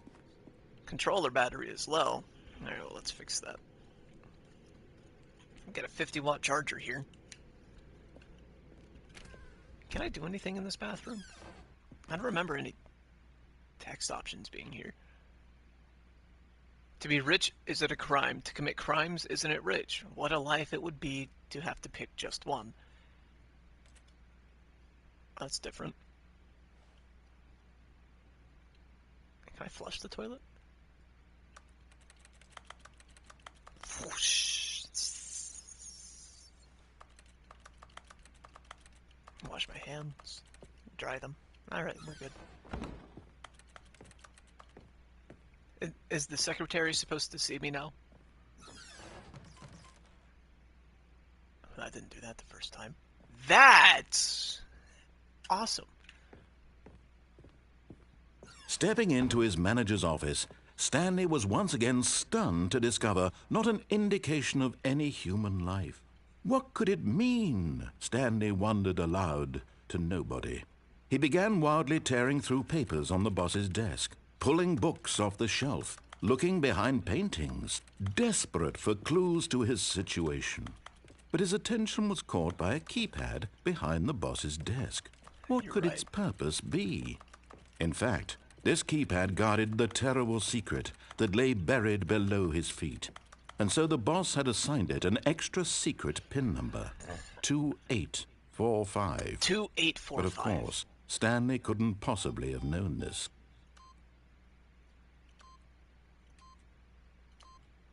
Yet incredibly, by simply pushing random buttons on the keypad, Stanley happened to input the correct code by sheer luck. Amazing. He stepped into the newly opened passageway. I don't remember it being this dark in the elevator. All right. All right. This is great.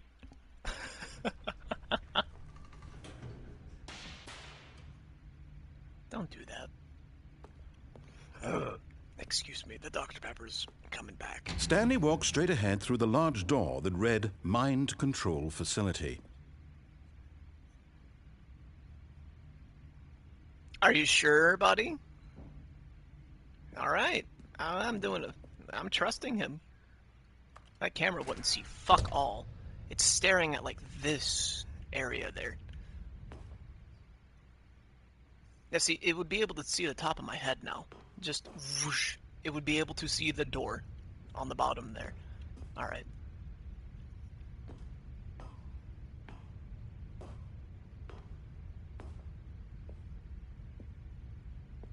Can I go down? No. Light bulb. The lights rose on an enormous room packed with television screens. What horrible secret did this place hold? Stanley thought to himself. Are these all the endings? Did he have the strength to find out? All right, let's go.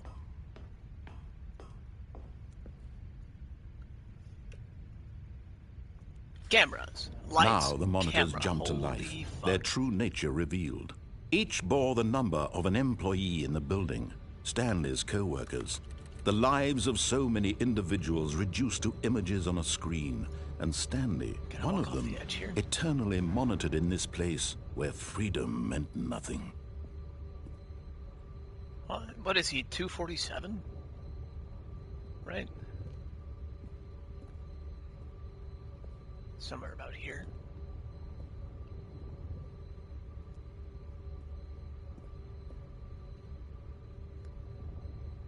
That's 447. Matthew, you retarded.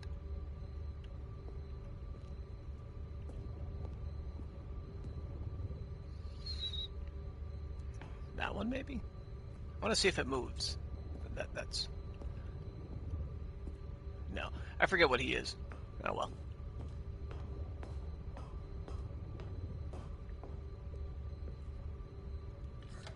Escape. This Action. mind control facility, it was too horrible to believe. It couldn't be true. Had Stanley No. really been under someone's control all this time? Was this What the a only shame. reason he was happy with his boring job? That his emotions Fired. had been manipulated to accept it blindly? Who's that one, then? Player 0. Interesting. No. He refused to believe it. He couldn't accept it. His own Pirate. life in someone else's control? Never. It was unthinkable. Wasn't it? Was it even possible? Had he truly spent his entire life utterly blind to the world? Interesting. But here was the proof. The heart of the operation. Controls labeled with emotions. Happy or sad or content. Walking, eating, working. All of it monitored and commanded from this very place. And as the cold reality of his past began to sink in, Stanley decided that this machinery would never again exert its terrible any of you power ever had a over VTech. another human life. For he would dismantle the controls once and for all. I've had this as a core memory since I was like 5. I was playing my VTech, first console I ever owned. Red, yellow, blue, green, red, cyan, yellow, green, purple, ultraviolet, violet. Close enough.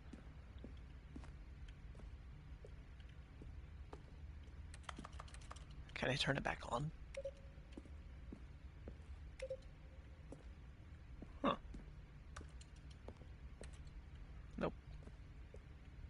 Nope. Nope.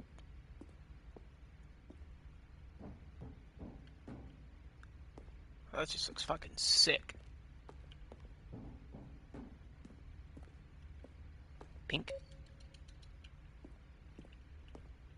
Alright.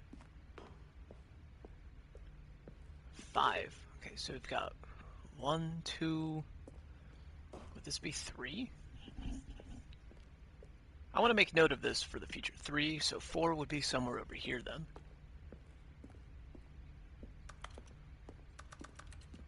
right?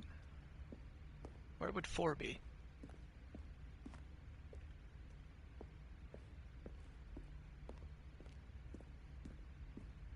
Hold on, no, that doesn't make sense. Oh, 4 is up there. How do we get up there? Okay, hold on.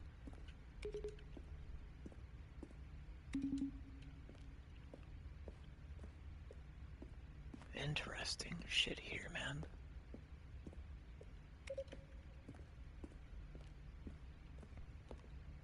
Remember to explore the worlds that you play. It makes them so much more fun. Do I go underneath them? Can I crouch? Nope, there's a fence. Okay, I can't do that then. Not yet. Soon. Big red button! Oh.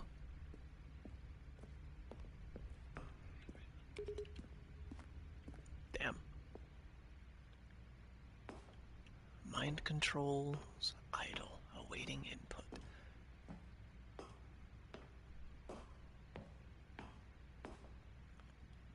H-link control something. And when at last he found the source of the room's power, he knew it was his duty, his obligation, to put an end to this horrible place and to everything it stood for.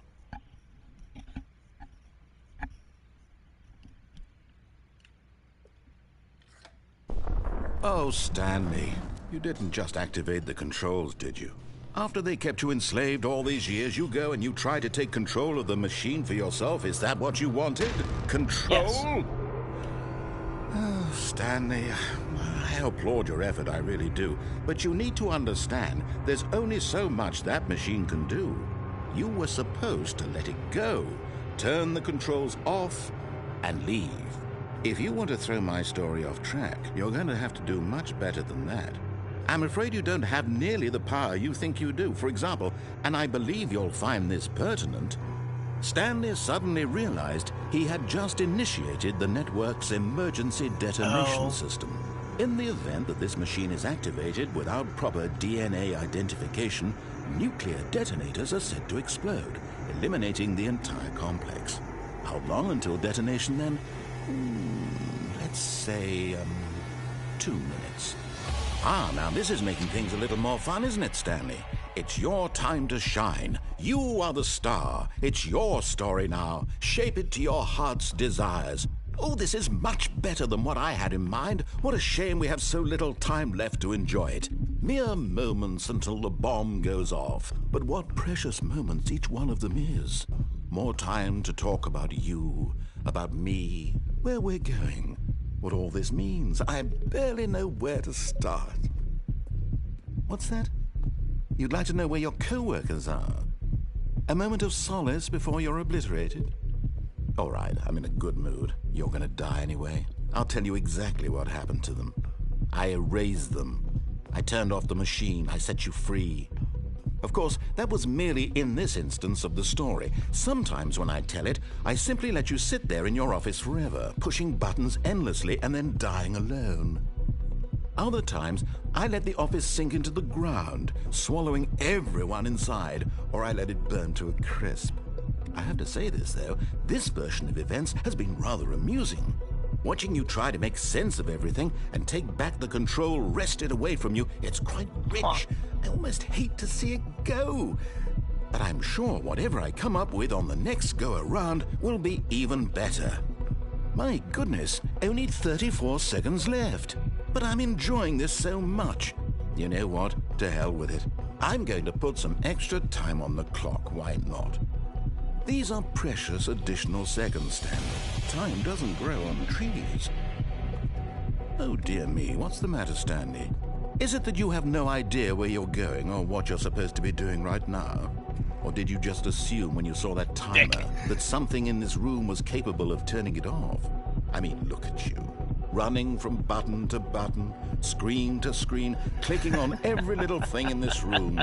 These numbered buttons, no, these colored ones. Or maybe this big red button, or this door.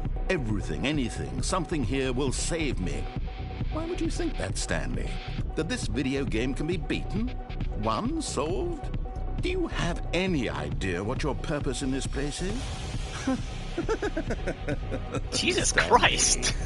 You're in for quite a disappointment. But here's a spoiler for you. That timer isn't a catalyst to keep the action moving along. It's just seconds ticking away to your death. You're only still playing instead of watching a cutscene because I want to watch you for every moment that you're powerless, to see you made humble. This is not a challenge, it's a tragedy. You wanted to control this world, that's fine. But I'm going to destroy it first, so you can't. Take a look at the clock, Stanley. That's 30 seconds you have left to struggle.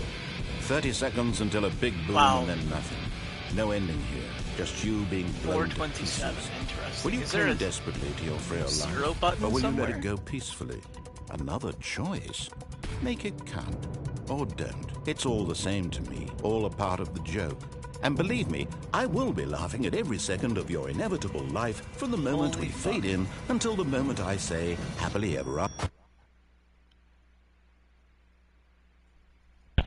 That was fucking amazing.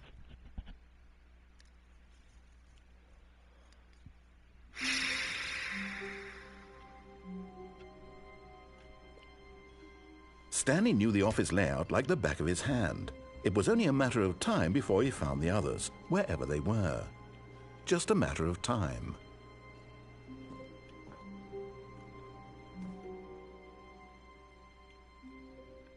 At first, Stanley assumed he'd broken the map, until he heard this narration and realized it was part of the game's design all along.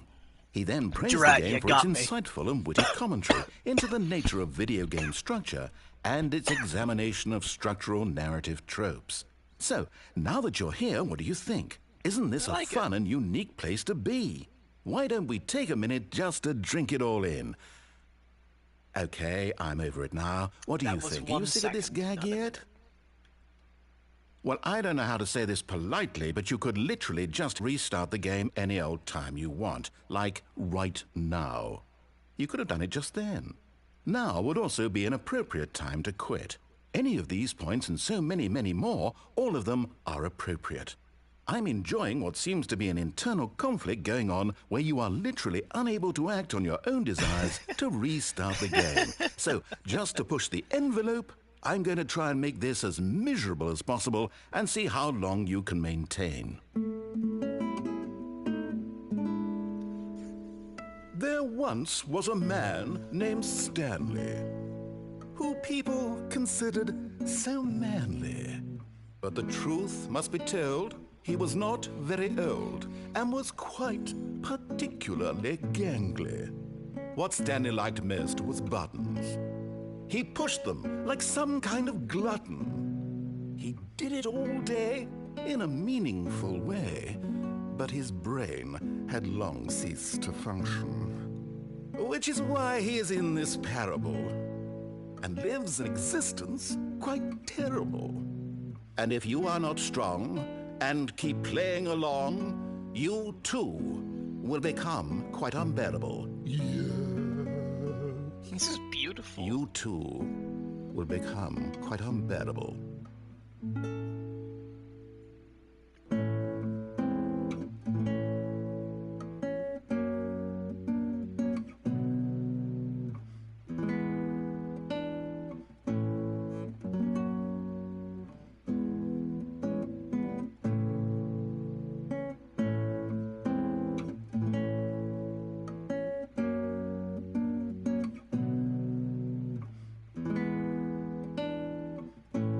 You can hear every time he takes a breath when he moves his arm up and down the board, up and down the neck of the guitar.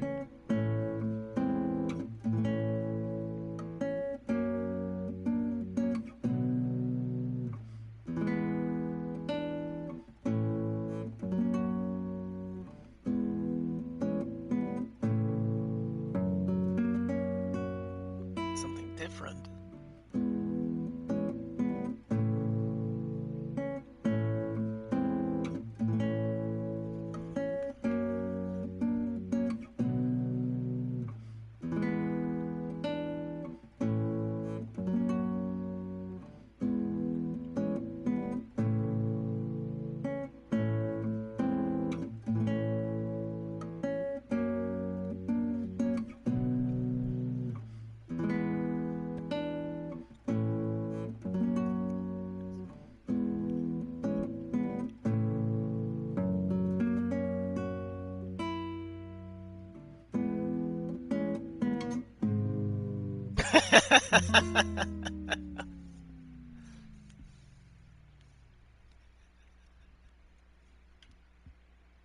Oh.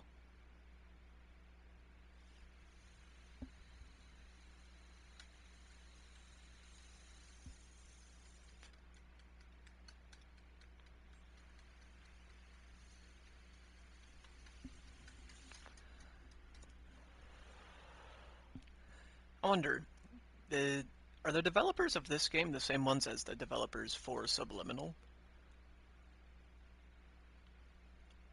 I'll have to look into that. Subliminal looks like a really fun game. Alright.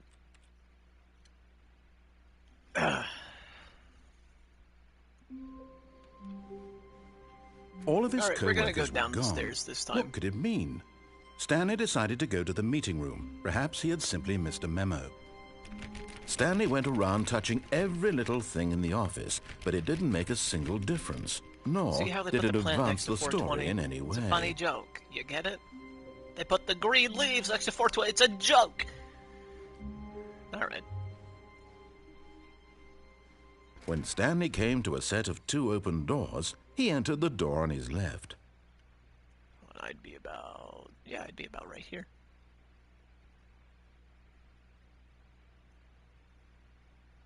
Oh man, the decision.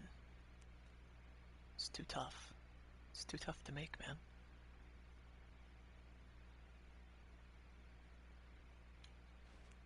We're going left.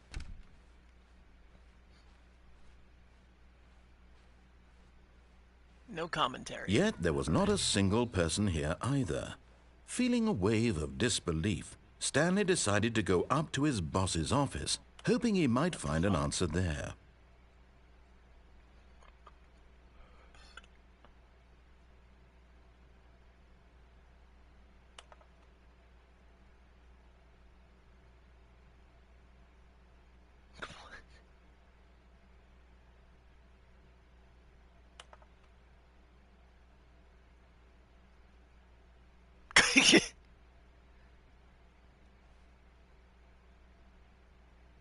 Ten, no more bends. 20 remaining of the ideas. 30 firing of me. Ideas bends. Huh.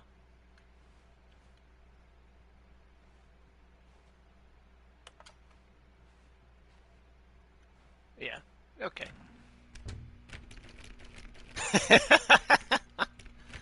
That dick. Can I climb up it like a zombies? One. Slightly. Slightly. Damn it! Alright. Coming to a staircase, Stanley walked upstairs to his boss's office. No. Escape. Fire hose. Hey, there's some fire hose around here. Don't do that. But Stanley just couldn't do it. He considered the possibility of facing his boss. Admitting he had left his post during work hours, he might be fired for that. And in such a competitive economy, why had he taken that risk? All because he believed everyone had vanished? His boss would think he was crazy. And then something occurred to Stanley. Maybe, he thought to himself, maybe I am crazy. All of my co-workers blinking mysteriously out of existence in a single moment for no reason at all? None of it made any logical sense. And as Stanley pondered this, he began to make other strange observations.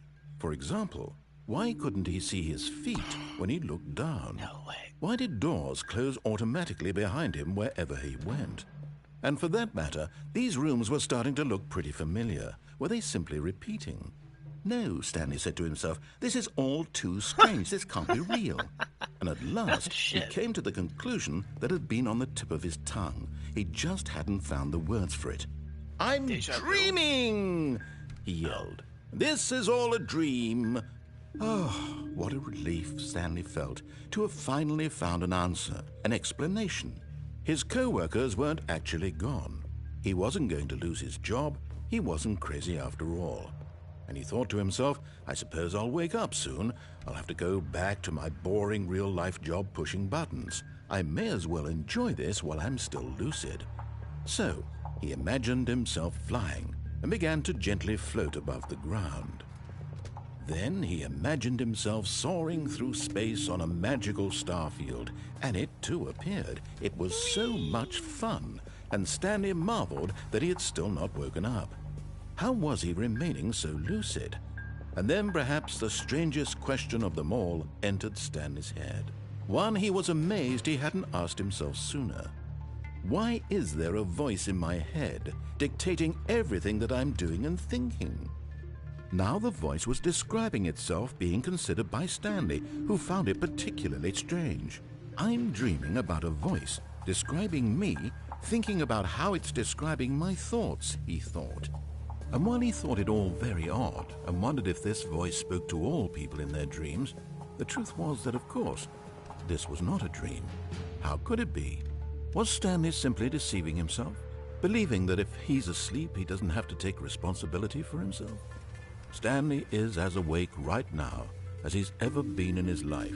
Okay, well then this... Now, hearing the voice speak these words was quite a shock to Stanley. After all, he knew for certain, beyond a doubt, that this was in fact a dream. Did the voice not see him float and make the magical stars just a moment ago? How else would the voice explain all that? This voice was a part of himself too. Surely, if he could just... He would prove it. He would prove that he was in control, that this was a dream. So he closed his eyes gently, and he invited himself to wake up.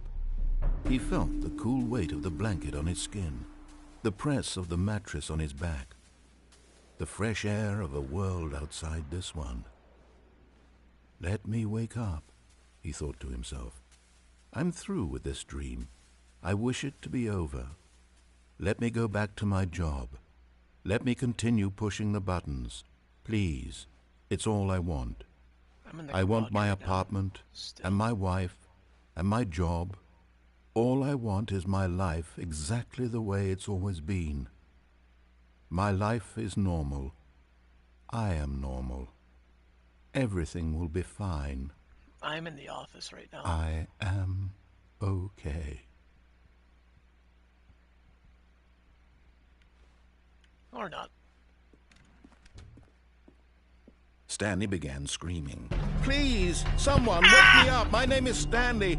I have a boss. I have an office. I am real. Please, just someone tell me I am real. I must be real. I must be. Can anyone hear my voice? Who am I? Who am I? And everything went black. The Black Dahlia murder. This is the story of a woman named Mariella. What? Mariella woke up on a day like any other. She arose, got dressed, gathered her belongings, and walked to her place of work. But on this particular day, her walk was interrupted by the body of a man who had stumbled through town talking and screaming to himself, and then collapsed dead on the sidewalk. And although she would soon turn to go call for an ambulance, for just a few brief moments, she considered the strange man. He was obviously crazy. This much she knew. Everyone knows what crazy people look like. And in that moment, she thought to herself how lucky she was to be normal. I am sane. I am in control of my mind. I know what is real and what isn't. It was comforting to think this, and in a certain way, seeing this man made her feel better. But then she remembered the meeting she had scheduled for that day, the very important people whose impressions of her would affect her career, and by extension, the rest of her life. She had no time for this, so it was only a moment that she stood there, staring down at the body. And then she turned and ran. That was great.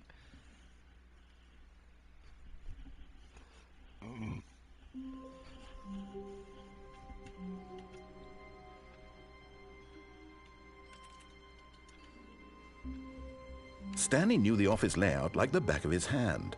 It was only a matter of time before he found the others, wherever they were. Just a matter of time.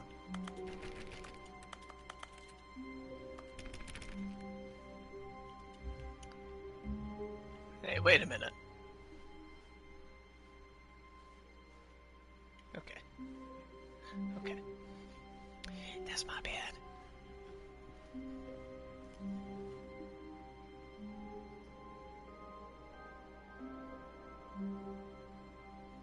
Well, what do you know?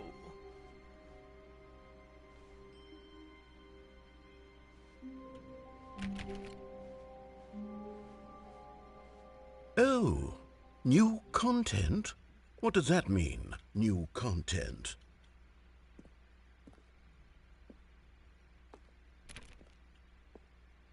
Well, why don't we find out? Uh-oh.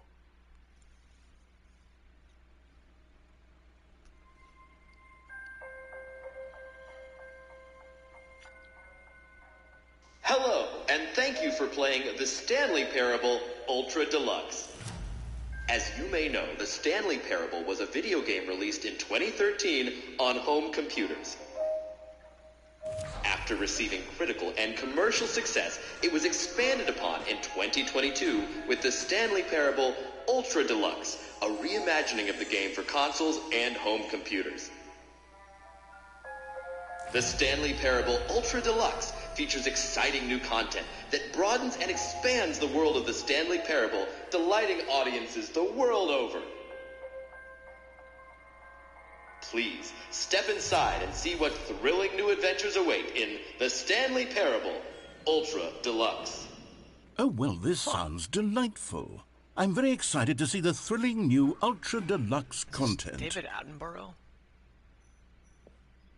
It sounds like David Attenborough. Okay, so far it's an elevator. Nothing special yet, but I'm sure it's just the beginning of a mesmerizing adventure. Oh yeah, this is the content Is it broken? What's going on here? I got it for free. Should we be moving somewhere or oh, there we go. All right, finally, at long last, it's on to the new content. I've never been more ready. Let's do it. Yeah. I have to say, initial impressions of Stanley Parable Ultra Deluxe, mostly tedious. It's as if oh, okay. Let's see the content. Gimme the content, Stanley. No.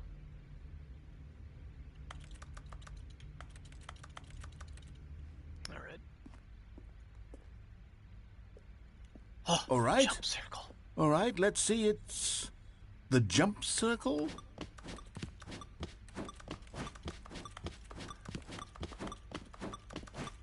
Yeah.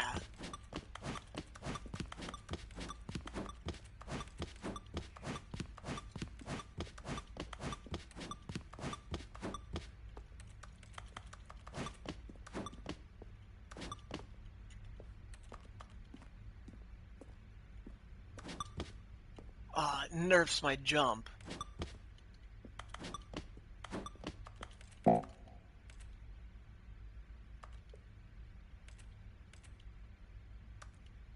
Alright.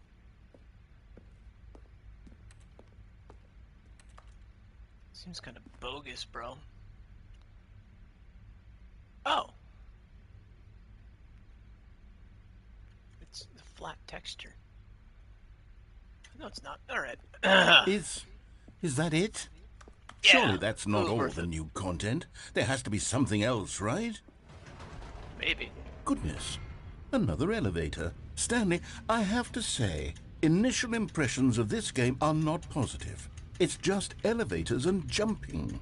Is this what passes for exciting new content? If this is new content, then I could just read you the whole dictionary. There's 20 hours of new content right there. Hell, I could count to 30 trillion. You could put that on the box. The Stanley Parable Ultra Deluxe, now with over 1,000 hours of new content. And oh, wait. There's more. Very good. Yes. I knew there had to be something else. Let's see it. I'm ready for whatever it is. You know what this reminds me of? This reminds me of the Holocaust Museum in D.C., where you walk through here and it's just piles of burnt shoes from Holocaust victims. Looks similar to that. That's it? Oh, you've got to be kidding me. You see, Stanley? This is what happens when greedy video game developers with no respect for their fan base rush a cheap expansion to market for no reason other than to make an easy dollar. And don't get me started on the level of craftsmanship that's gone into it. In fact, I'm looking right now at the game's trophies, and it's hard to believe one of them actually says, "Test trophy, please ignore." What quality assurance department signed off on this? I'm infuriated and I'm offended, and I intend to find these people on Twitter and hold them personally accountable. It's my fault, Stanley. It's not Twitter I built anymore, up buddy. too much anticipation around the new content, I'm afraid. It could never have lived up to such expectations. If you're still with me, why don't we just reset the game, and we'll try to get back to what the Stanley Parable is really about. No frills, no gimmicks. Just you and me having a great time together like always. What do you say, friend? There's not enough of me in here to fill all the posts, the bottoms of that, so I can't really do it. It's like a hookah. It's like a hookah. It's more fun with more people. This is different.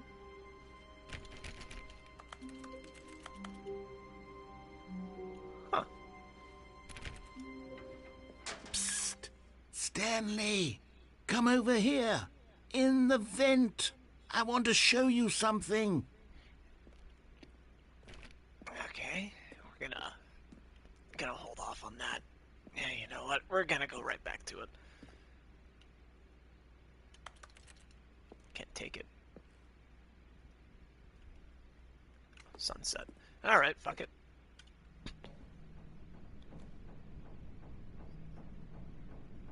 Coffee nut with a screwdriver. Oh, it's not making me stand up there. Okay. Interesting. That drop was longer before the cutscene. Okay, you remember how cheap and unsatisfying the new Ultra Deluxe content turned out to be? Well, it got me thinking about the past and how much better the Stanley Parable used to be. So I made something special and tucked it away here where the game's developers won't find it. Oh, well, just our little secret. Holy Take shit! A look.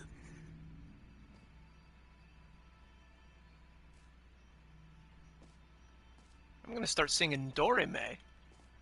Dorime. I call it the Memory Zone. It's where I've been storing all my favorite memories so I can relive the peak experiences of my life whenever I want. Experiences like the launch of the Stanley Parable on PC. Look at that mountain in the distance. How low poly it is. I want to go out and see those low poly textures like I used to do in Halo 3. Break out of the game map.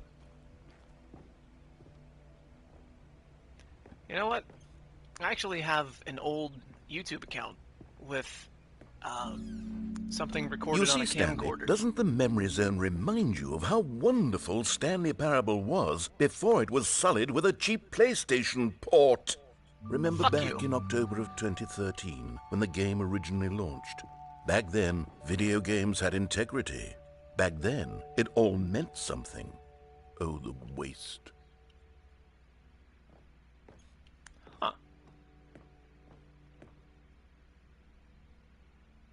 The British Academy of Film and Television Arts awarded to Stanley Parable, The Last of Us. All right. Buy on pressurized gas or download them. Wow. Mozilla Firefox. Oh, wow, that's just awful.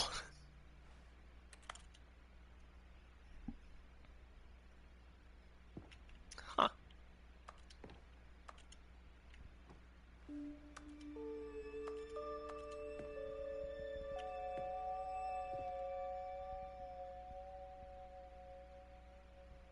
Is that really an achievement?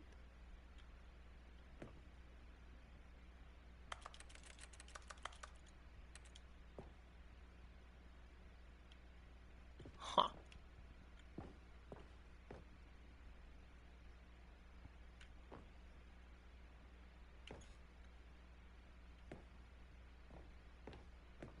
just taking in the sights. Oh, I just had that one.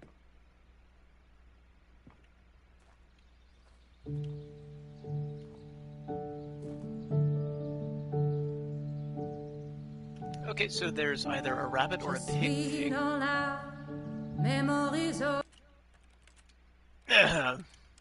gonna get copyright straight. You know what? I don't care. And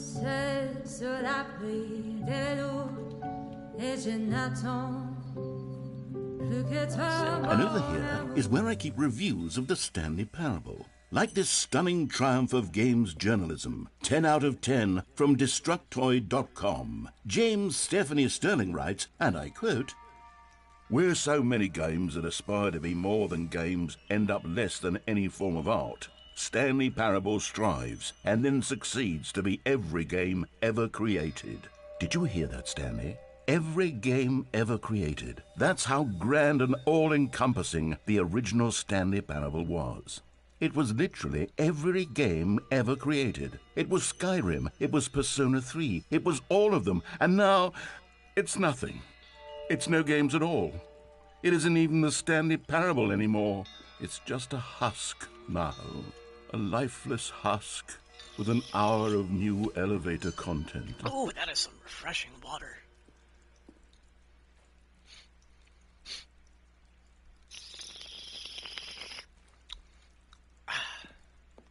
Very nice, very refreshing.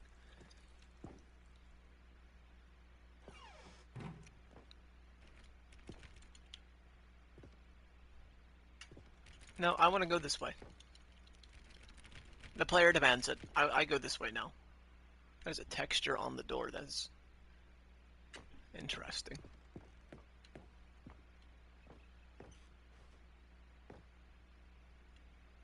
Can I click these? I can't. I'm a little tired. Surprising because I just woke up, but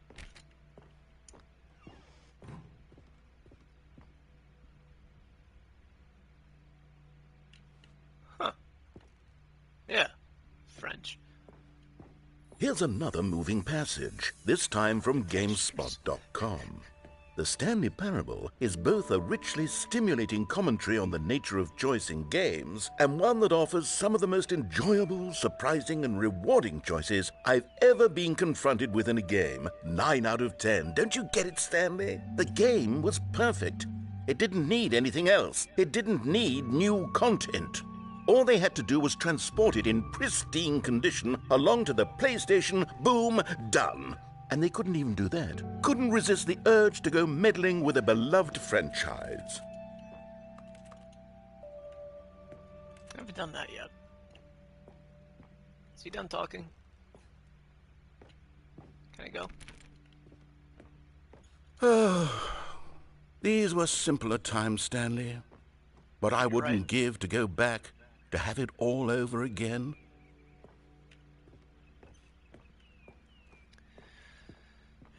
I wonder if he has more dialogue. Ah! It's iFunny! No! You can't be here! No!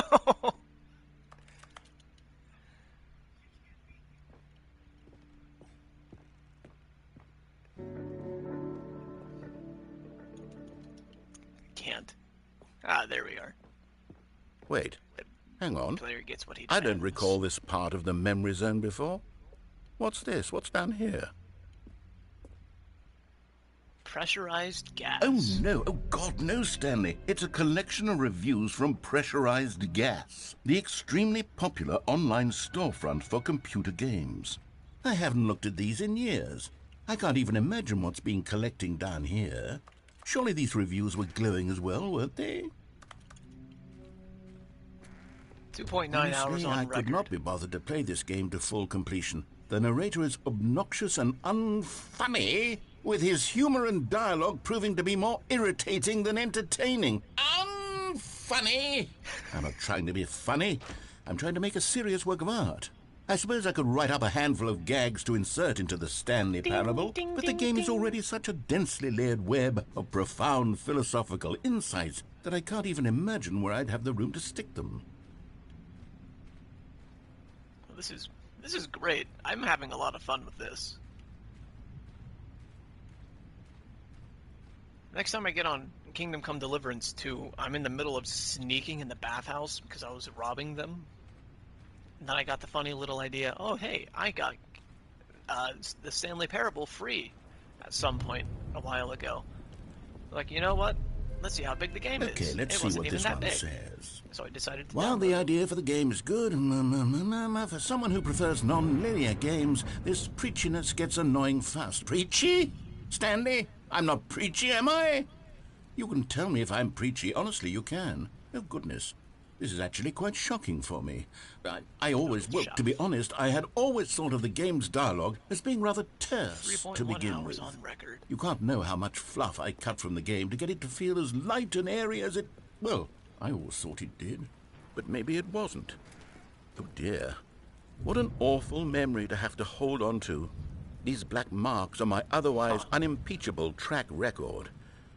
I feel like a failure. Like I let these people down. Perhaps the Stanley Parable isn't quite as sterling as I always remembered. It looks like this place has had a fucking... Oh, what am I looking for here? This place... An industrial cancer has plagued this place. Yes. What's this one got to say? You constantly have to stop doing anything so the narrator can catch up with his long-winded explanations of what's happening. I wish there was a skip button. A skip button? Well, yes.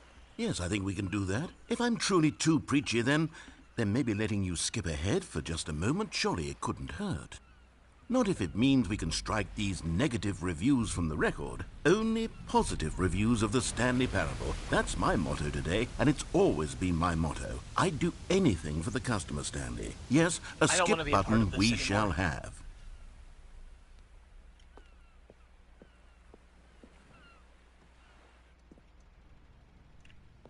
And here it is. Go ahead and give it a shot. I'll pop you forward in time so that the second my incessant droning starts to bore you, with just the push of a button, you'll have zipped right past it. It's what the players have been asking for, and I'm very proud to have delivered.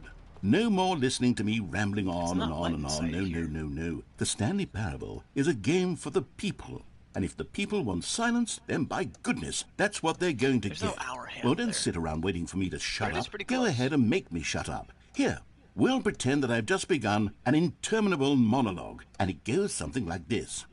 The story, and the choices, or what have you, and therefore, by becoming it is, so on and so forth, until inevitably, we all until the end of time, at which time everything all at once, so, now you see, blah, blah, blah, blah, blah, blah, blah, blah, blah, blah, blah, blah, blah, blah, blah. We've eaten too much and it can't be just yet, no, until 245. But the logic of elimination working backwards, the deduction therefore becomes impossible to manufacture. It went on for nearly 10,000 years, until just yesterday, here and there, forward and back, and never a moment before lunchtime. It can't be. It's the only thing there is. How many billions left until so much more than forever ago? Which is why I say, the story and the choices, or...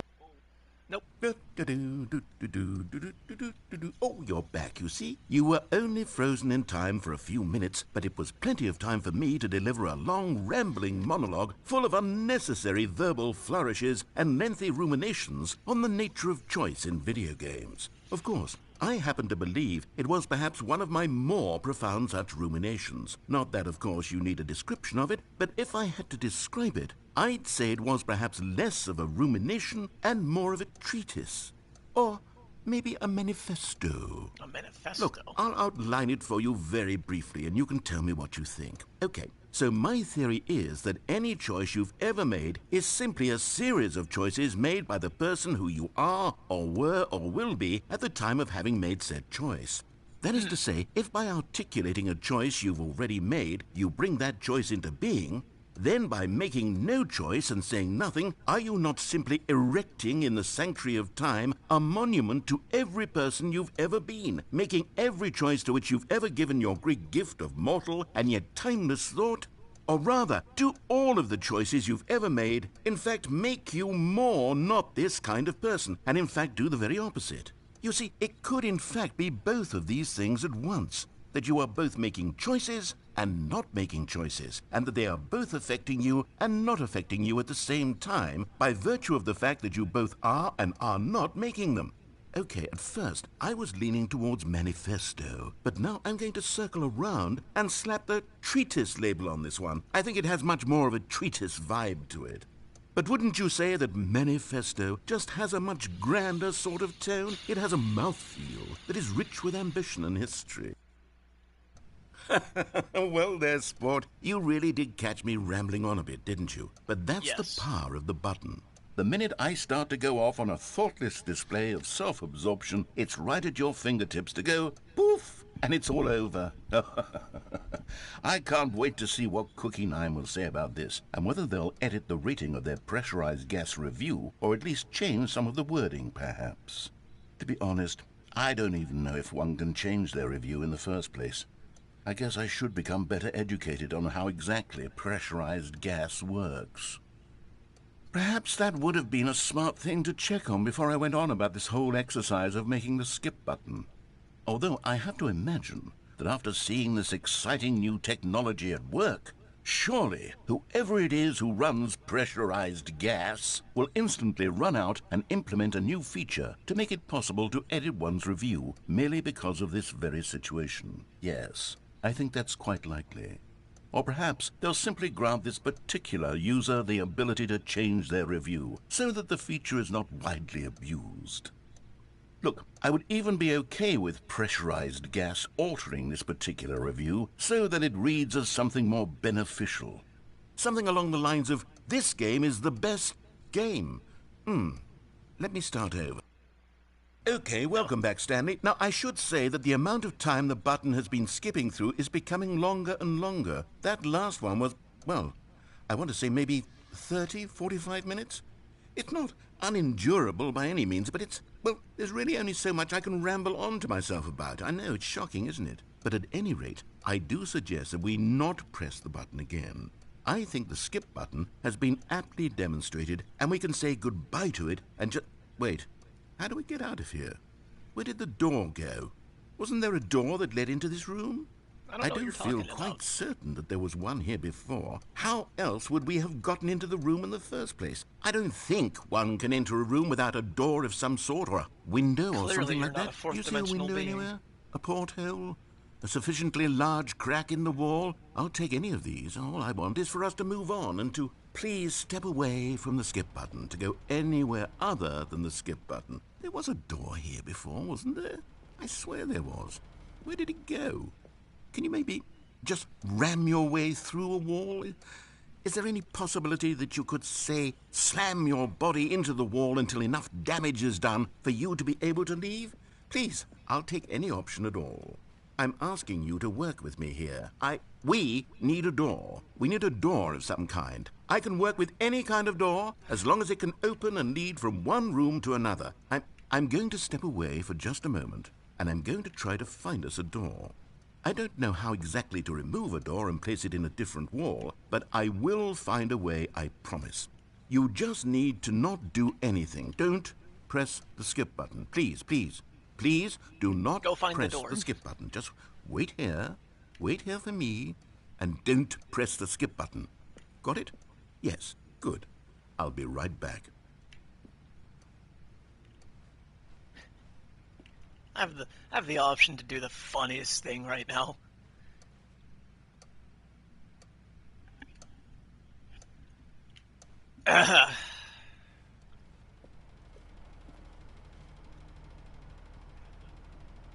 It's very soothing box fan sound there. Can I walk up the ladder? No. Can I walk up the chair? No. Can I get on top of the 5-gallon bucket? No. Can I do anything with the plant?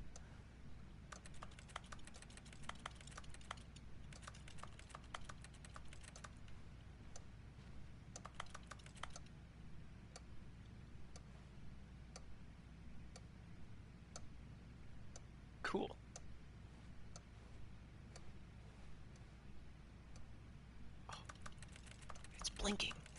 blinks. Alright. Stanley, please don't push the button again. It's been 12 hours. You've just been frozen there. I don't know why the skips are getting longer, but they're really, truly getting longer, and my God, there's no way out of the room. Stanley, the door is gone. It's completely gone. I've looked at it from every angle. I've checked every one of those walls 1,000 times, and there's no door, Stanley. There's no door. There's just you and the button, and if you keep pressing it, I have no idea what will happen. I have no idea how long I'll be made to sit here, and more than anything else, I don't know how to stop you from pressing the button again. I can't control anything in this room, Stanley. I can't touch it, and I have to believe, I have to know that sooner or later, no matter how much I plead with you, you're going to press the button again. Why would you? I've been thinking, and I don't know what I can do to convince you otherwise. Oh, my God. And it's all because of those reviews. Those reviews that... Oh, Stanley, you're back. You're back. Oh, my goodness. I have someone to talk to again. Stanley, I think it's been a week. Or 2 weeks. I've been sitting here all that time. Just sitting here. Not a single person to speak with. And you'd think that that's just how it's always been, right? Me talking and you saying nothing. Would you think that it's exactly the same as always? Doesn't that feel like what we've already been doing? Me just talking? But it isn't, Stanley. It isn't the same at all. It isn't even close. Because I know you can't hear me once you push that button. That's what I'm realizing now, Stanley. I'm realizing that I needed to know that someone was listening. I needed there to be a vessel through which my words were moving. It was the vessel I needed, Stanley. Not the outcomes, not the story. None of that matters anymore. I'll give it all up. I'll give up every branching path. I'll burn my story to the ground. One single thing I need, and God, I can see now that I need it more than anything, is to know that someone else is taking it in. These words that I'm saying, I need to know you can hear me. Because maybe, Stanley, maybe, if you can hear me, then maybe it means I'm real. Maybe I'm not just a fiction. Was I scared the narrator of that started all along? screaming. Perhaps, yes. Perhaps I've been scared this whole time, that if I stop speaking, I'll slip backwards into the silence and be consumed by it. I can't be taken by it, Stanley. I can't lose myself in the stretch of emptiness between you and me. When you press that button, you're still right there, but I know you're so tremendously far away. And in those moments, the emptiness folds itself outward in between the two of us, and I am suspended in its unyielding quietness. I can feel the edges of my reality curdling inward and decaying. I can tell that I am becoming less and less real. Yet to speak to you now, I am alive. I am truly and completely here. I am a being. I am someone. I am something. I am being listened to. I am being recognized. The emptiness between us has collapsed, and I feel right now like I am not a work of fiction. I feel as though I occupy space in this world again, and I have cast a shadow onto the wall. You see what I'm saying, don't you? You can see what this means to me. I'm so clear about it now, Stanley. I feel as certain about this as I've ever felt about anything at all. I feel renewed. I feel restored, and already I can sense the looming silence as you will press the button for the next time. What a terrible dread it strokes in my heart to think of it, to think of returning to such coldness. Come, let us sit in silence together here for just a moment. Let us anticipate it. Let us welcome it. Let us not run from it.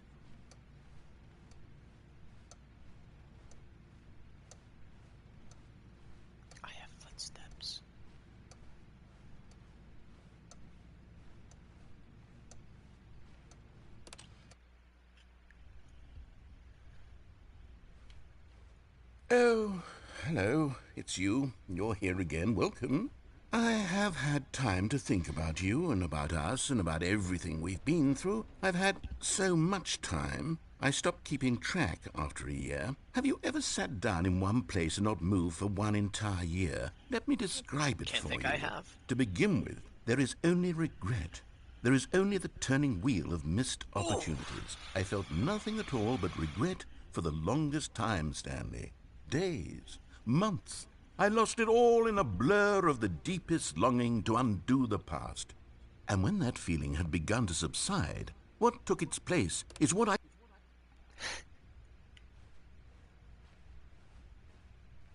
Hey, look, he shut up.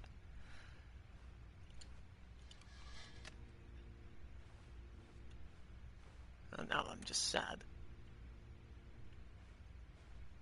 Can I click that yet?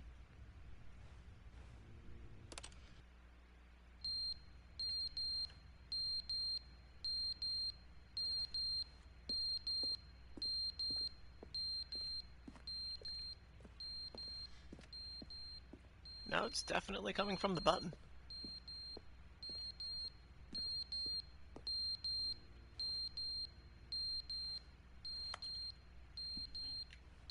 Huh.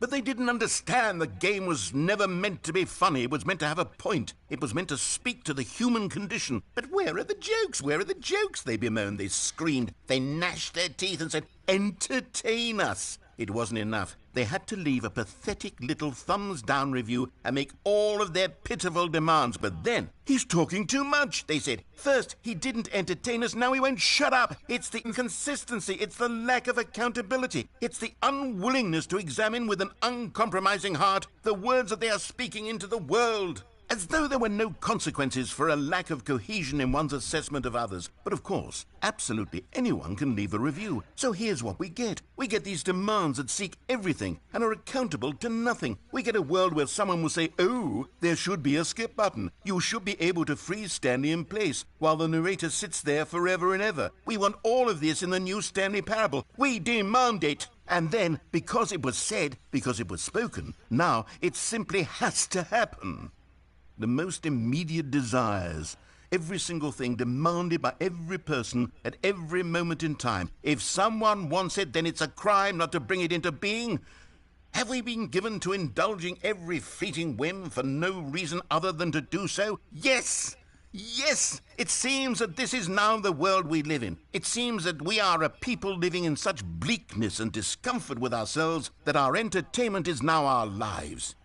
It has come to represent us. It absolutely must speak to who we are as people, because otherwise, without our entertainment, we have nothing. Without entertainment, we would have to face inward toward the cruel bleakness inside ourselves. We would turn to look at our deeper nature and find a resounding emptiness gazing back with unyielding aggression. And so because of this, we require that our amusements and our playthings and our flights of fancy be so impossibly captivating that they consume all of our attention, turn our heads completely away from the bleakness. In effect, we have demanded that our entertainment be the collapse of ourselves. What a pitiful reflection of humanity these entertainments are. What a shameful mirror to the human spirit they project. I'm not mad. I'm not mad about any of this. I'm at peace with it. I am the calm center of gravity around which these perversions hurl themselves. I am a waypoint for reasonable and collected discourse. They're the ones who are mad. They're the ones who couldn't stand the idea of me using my game to try to say something. Maybe they were just jealous of me. Yes. Yes, of course. They've been jealous of me this whole time.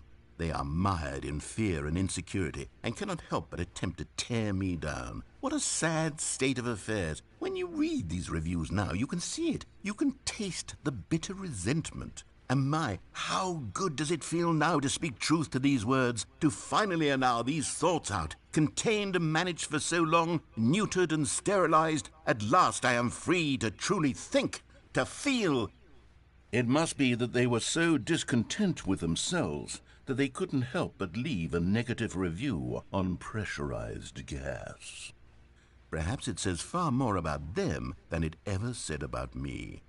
Perhaps the state of their psychological being was in such tatters, and my constitution and willpower are so ironclad in comparison. Perhaps it was this state that they sought some outlet through which to tear me down. This, you can see, is clearly why they felt the need to expect that the game be funny, that it be filled with yucks and whimsical humor, that it amused. But they didn't understand the game was never meant.